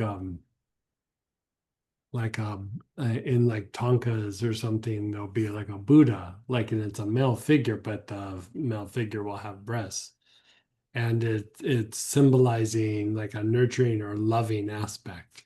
Hmm. And so, like, yeah, I think that imagery is there. So funny when it happens or arises, like you said, you have a big giant breast growing out of your garden, but it's still, it's like it's nurturing, and it is kind of a form of like love or providence. Yeah, I mean it really I mean it feels Yeah. like, you know, the land flowing in milk and honey. It's like Hmm. it feels symbolic of that. It's like Mother Hmm. Nature is like, yeah, here's plenty. There's plenty. It's all plenty. Right. You know, Right. share Yeah. it. It's beautiful. Many Yeah. thanks, Greg. Very nice. And someone shared, I'm like a puppy that wants to play but is exhausted from what I just did. Right. Right. Right. That's a good visual too.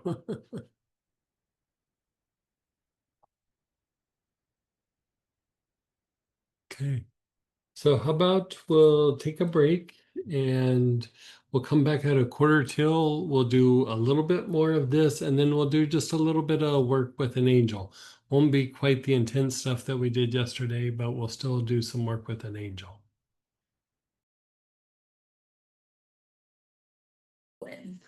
So I want to do a little bit more on the cardiovascular system, the process that we just did, and then we're going to play with an angel. We're not going to do the intense version that we did yesterday, but it's good to do that, but we don't need to be doing it all the time.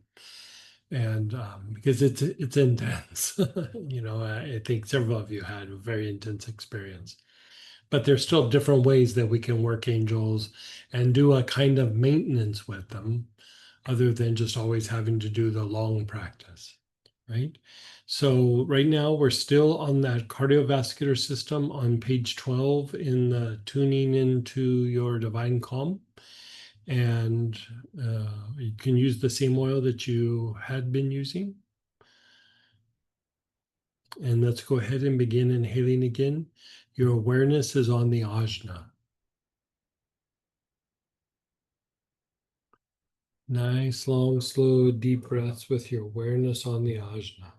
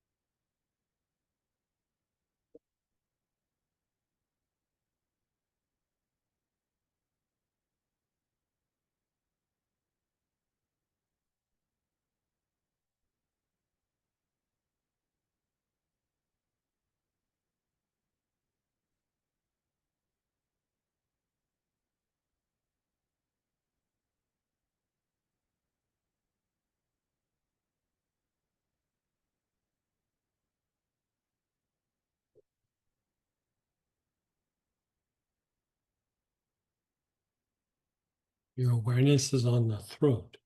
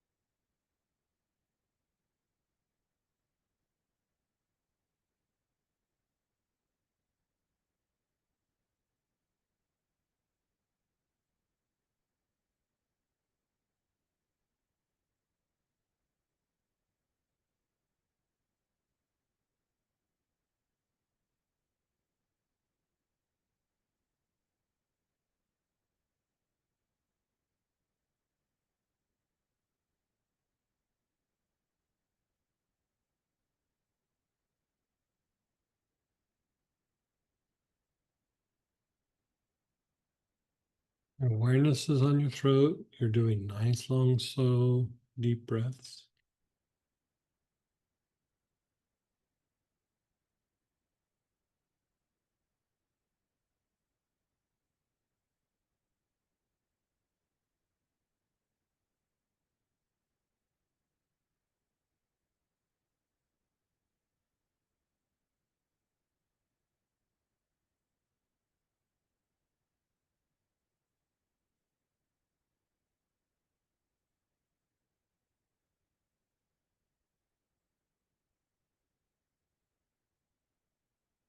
Your front heart.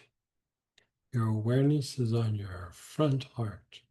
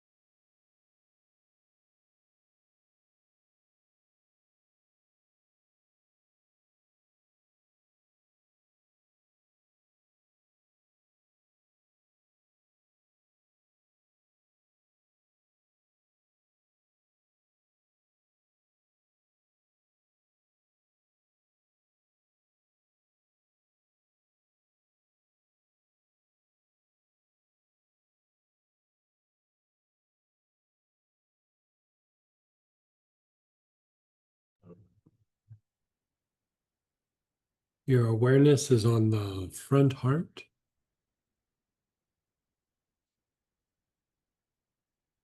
You're taking nice, long, slow, deep breaths. Your awareness is on the front heart.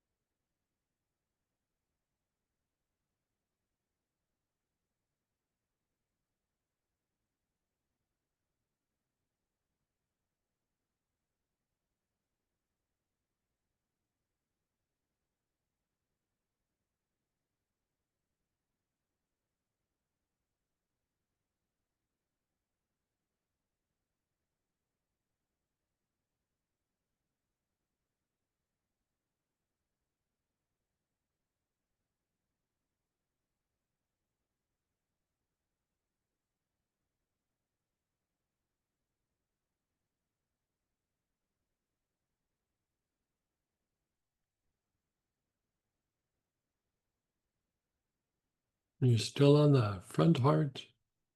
You're taking nice, long, slow, deep breaths.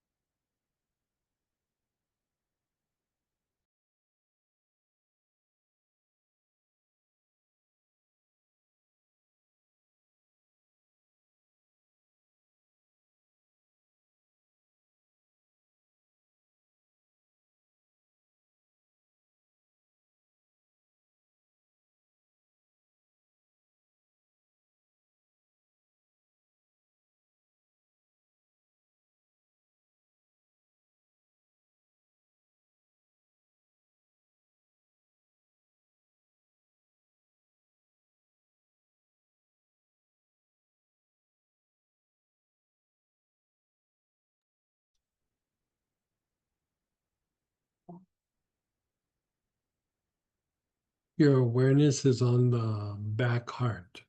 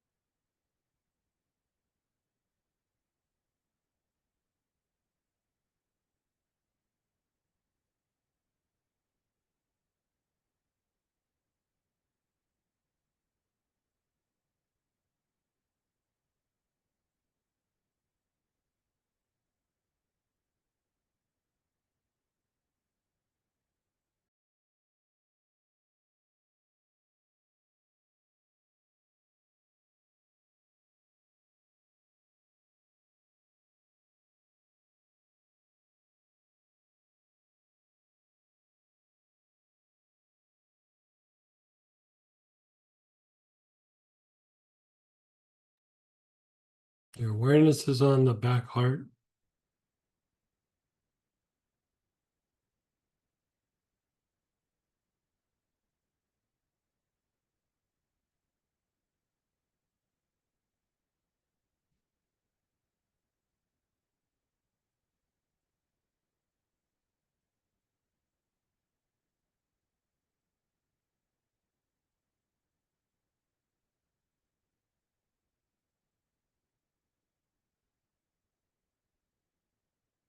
Move your awareness to the back solar plexus.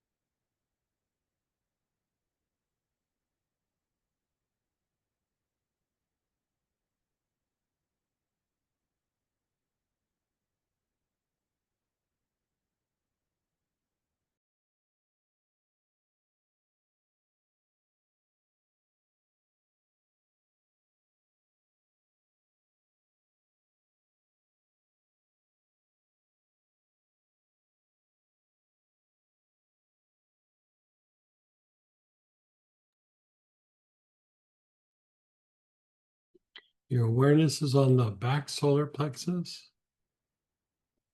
You're taking nice, long, slow, deep breaths.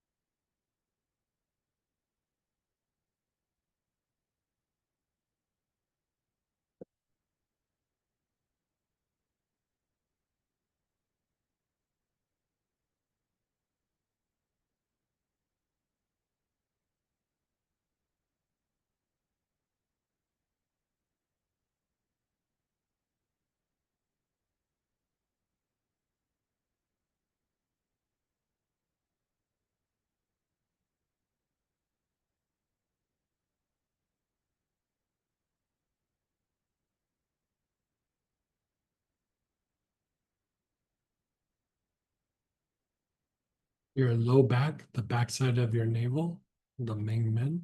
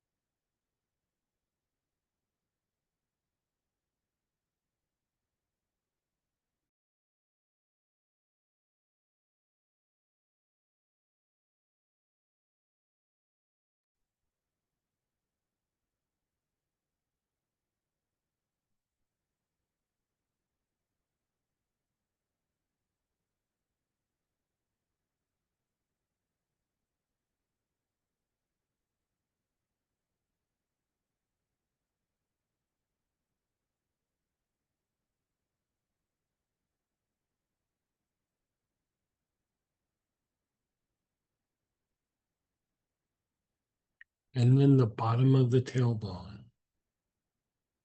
Your awareness is on the bottom of the tailbone.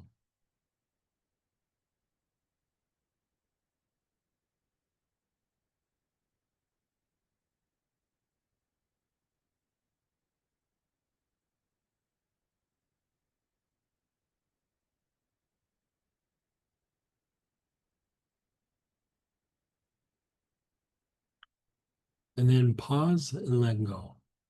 Just pause and let go. Just let it incubate for a moment.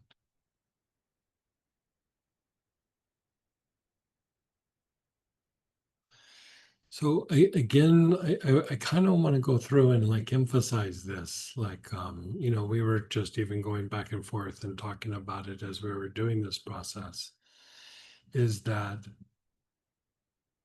there's something about working the cardiovascular vagal tone, that taking and reducing the stress in the physical heart, in the cardiac muscle. I mean, like the thing that Samantha said in the middle of it, she goes, I feel like I could do way more than I'm doing right now. I feel, I wouldn't say you were feeling tired, but we've been on the road for a little while. We've been bouncing around and we have all these like special little projects. So we usually have a pretty big workload and we're traveling and our workload is bigger than normal. And so, like we're resting as much as we can when we get a chance, but you know, fatigue sets in a little bit. And she's like, I feel like I could do so much more. Like, and that's the thing. It's like I was saying, like, I feel like I get almost twice as much done in the same amount of time. And I don't feel like I'm going faster, or I don't feel like I'm jacked up on caffeine. I'm just clear and I'm getting stuff done. And like there's a sluggishness that goes away, or a fogginess that goes away. And um, you know, even with like when we go and through and do this in small groups of people, I notice that people start interacting very differently, and they start having ideas and they start feeling inspired, and they start like all these things kind of start happening. And um that's the thing with vagal tone, is it's not just about our physical health, and it's not just like, oh, I would like to feel better emotionally, mentally. Of course we want all that, but there's aspects that happen or don't happen because of the vagal tone. And like when we have poor vagal tone in this particular area, like you don't get the blood to your head like you should, your brain doesn't function like you should. Like if there's something going on with the heart, the physical heart, your cardiac muscle, there's something going on with the brain, like bottom line. And then you look at if there's something going on with the heart from an energetic point of view, there's usually something also going on with the basic. Like part of materialization and getting things done is not just a dynamic solar plexus or a basic, but it's the heart and the basic working together to materialize or manifest. And so even when we have issues of uh, materializing something or manifesting something, moving something forward, not feeling inspired, feeling like we're always I just don't know what to do. I don't know how to break out of the cycle or out of the loop. I mean, throwing cardiac vagal tone into that mix is a good place to start or amplify, augment, whatever it might be. And so, going back even to this idea of having these little booklets, you know, I'm about 40 or 50 pages deep in a booklet that's just about materialization and manifestation. And it's not like, oh, let's revisit the classes that we've taught. It's just the idea of materialization and manifestation, and even like a history of it in different traditions and why to do it and how it helps you spiritually grow and evolve, how it helps you to heal, how it helps you to break out of patterns. And, some of these booklets that we're writing aren't just rehashing things that we've been doing, like just compressing booklets. It's like pieces of information that you read and you can go, oh, this is why I want to use the booklets, right?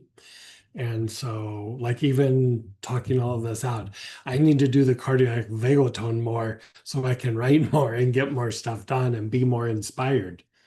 Like I really want to impress upon people who are wanting to be inspired, get stuff done, break out of a loop, whatever that might be.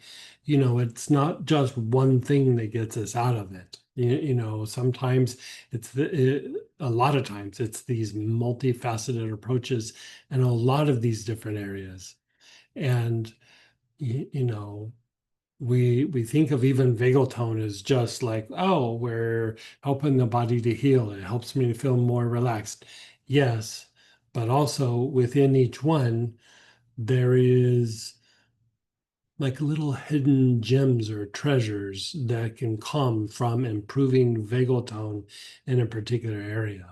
And in the cardiac aspect, I would say inspiration, clarity, presence, getting things done, manifesting, like all of those things would apply. And so, vagal tone's a lot more than just anti-stress. So with that, I thought, we've kind of gone through and we've been working vagal tone all day. Yesterday we're a little bit heavier with the angels, and we did some really intense angel work. But today I thought, let's really go deeper on vagal tone. I mean, vagal tone is an incredible topic to keep going deeper on. But let's still intermix some angel work. And the angel that I want to talk about is number 40, and it's the angel Sokodaya. And Sokodaya basically means like the shield of God or God's protection. And so this aspect has to do with protection, obviously, but it's also about, I'm looking at my notes right there, like emotional attacks from other people, negative energies from the environment. There's like kind of a spiritual shielding that even helps, like if we're having inner conflicts, to minimize the manifestation of those conflicts with other people or in situations that we might be in. Sometimes we might have something arise up.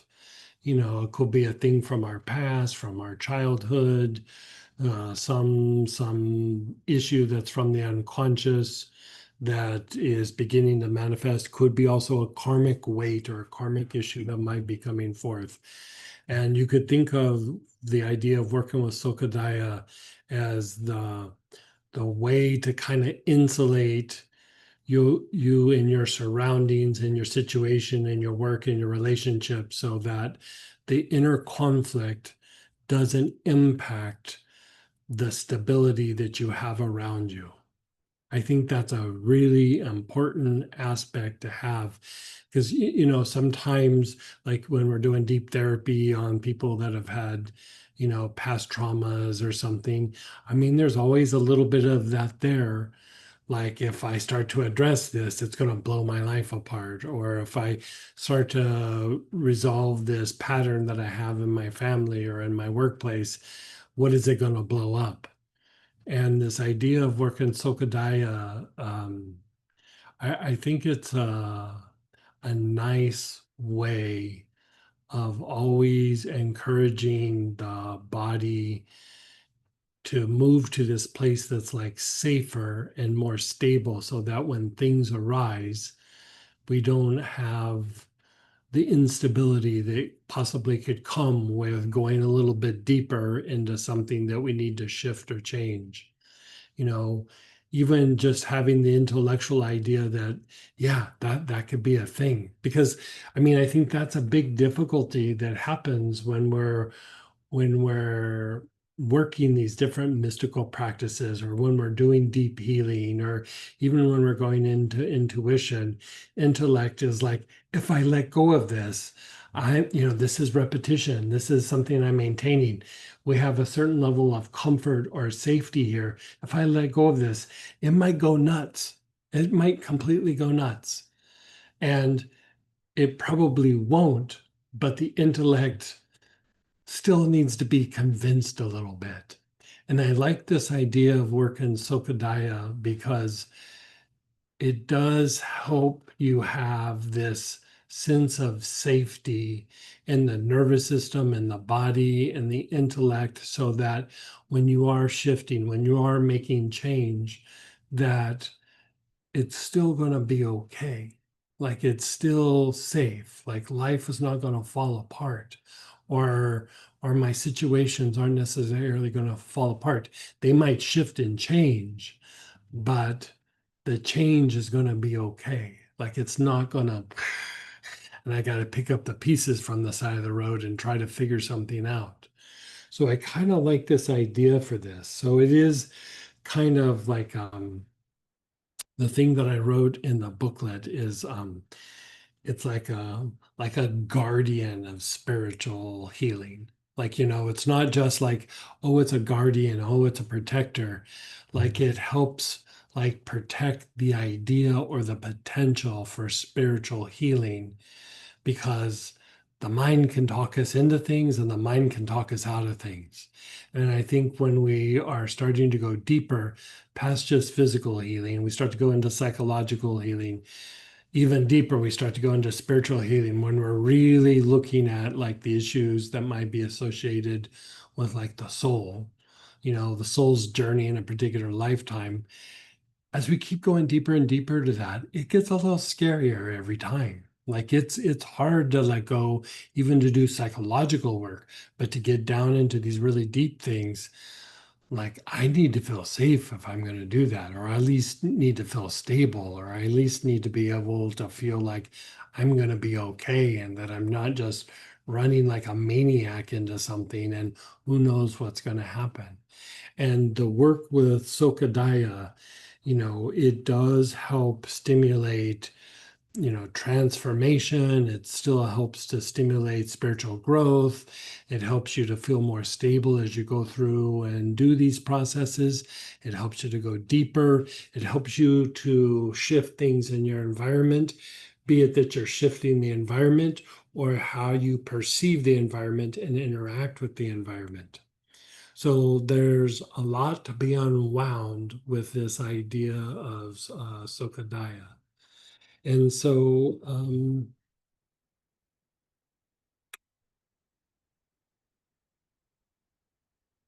yeah, I'm reading when I read, I'm like, boy, why am I not working as angel all the time? Right? Ugh. You know, one thing that I wrote here is like those seeking spiritual enlightenment or those in the midst of a spiritual shift, you call upon Sukadaya, you know. And I'd have to go back and look at my notes, but I want to say Sukadaya is also one of the angels and working deeper aspects of some of the planetary work that we've, you know, the radiant mind was for Mercury, the heart and the thousand petaled lotus was for the moon. The one coming up in August is going to be about Jupiter, which is about expansion, transformation, um, healing, and manifestation, prosperity, things of that nature. And so let's work Sokadaya. So you have the oil, and let's hold it to your chest and chin down and do 8 or 9 of the materialization breaths.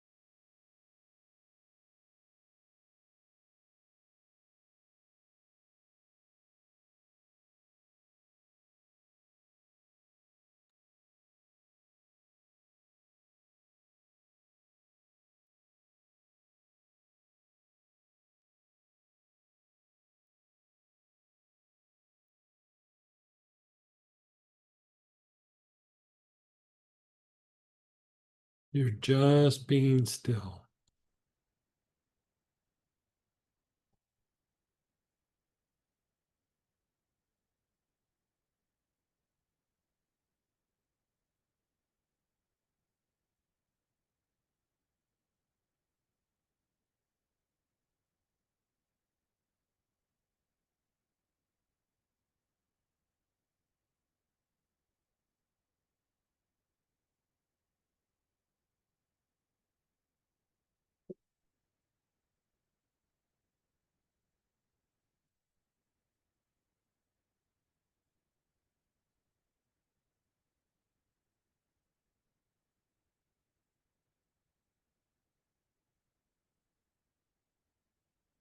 Okay, you're just being still.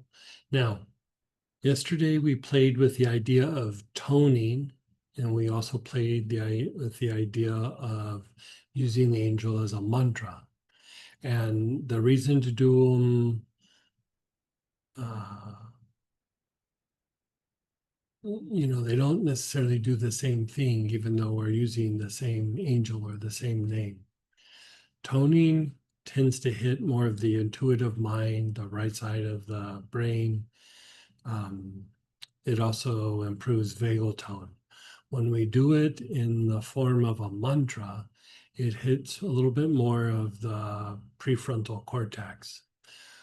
We just did the materialization breath, and yes, it hits the whole part of the brain, but the materialization breath also hits, for one, the circulation of cerebral spinal fluid, which helps to refine the nervous system, but also it hits a little bit more of the backside of the brain, right? So we're working different aspects of the brain to help the brain be more of a vessel for the soul rather than a vessel of the lower nature and the past conditioning. So we're not just unwinding a little bit of some aspect in our conditioning. We're starting to be very surgical about the things that we're going after, right? These things are multifaceted. The intellect, I mean, this is always the difficulty with the intellect. The intellect serves us well in some areas, but it defines something and sticks it on the shelf. And in that definition, a lot of times it thinks that it knows the whole picture. From the point of view of intuition, there's multiple facets. There's all these different aspects, right? And so we want to be able to hit these different aspects, these different pieces, and not just assume that we're hitting it all because we've said a name or done a little practice. We want to really seek something. We really want to search something out. We really want to produce a result or find something in ourselves or create some sort of movement in the environment, right? So at first, we're going to tone the name Sokadaya, right? So remember, we're saying it in syllables, and then we kind of lengthen the syllables, and we lengthen the gap in between the syllables. So I'm going to do it as an example, and then you're going to follow along, and then we're going to play with lengthening both the syllable and the gap. Okay. Ready? So,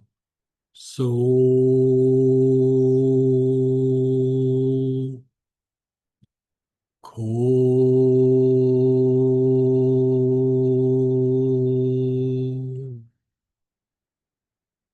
dai,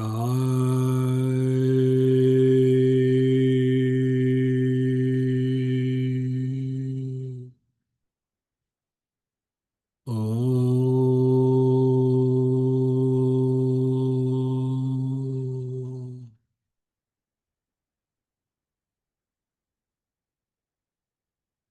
Again, now together. So you're either going to whisper it, you're going to verbalize it, or at the very least, repeat it in your mind.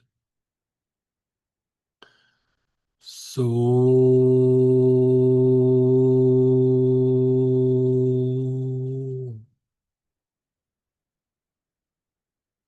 ko,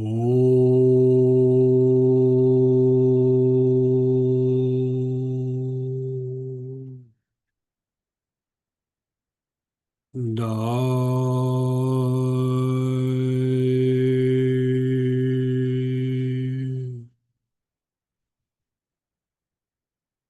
o.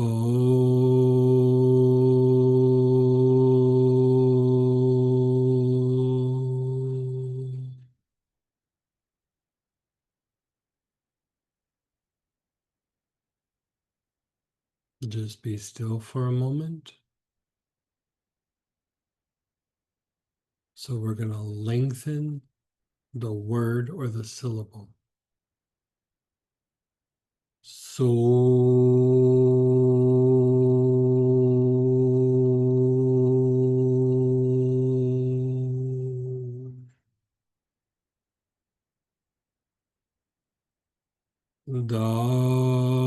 excuse me. I started jumping ahead. Let's start over. Ready? So,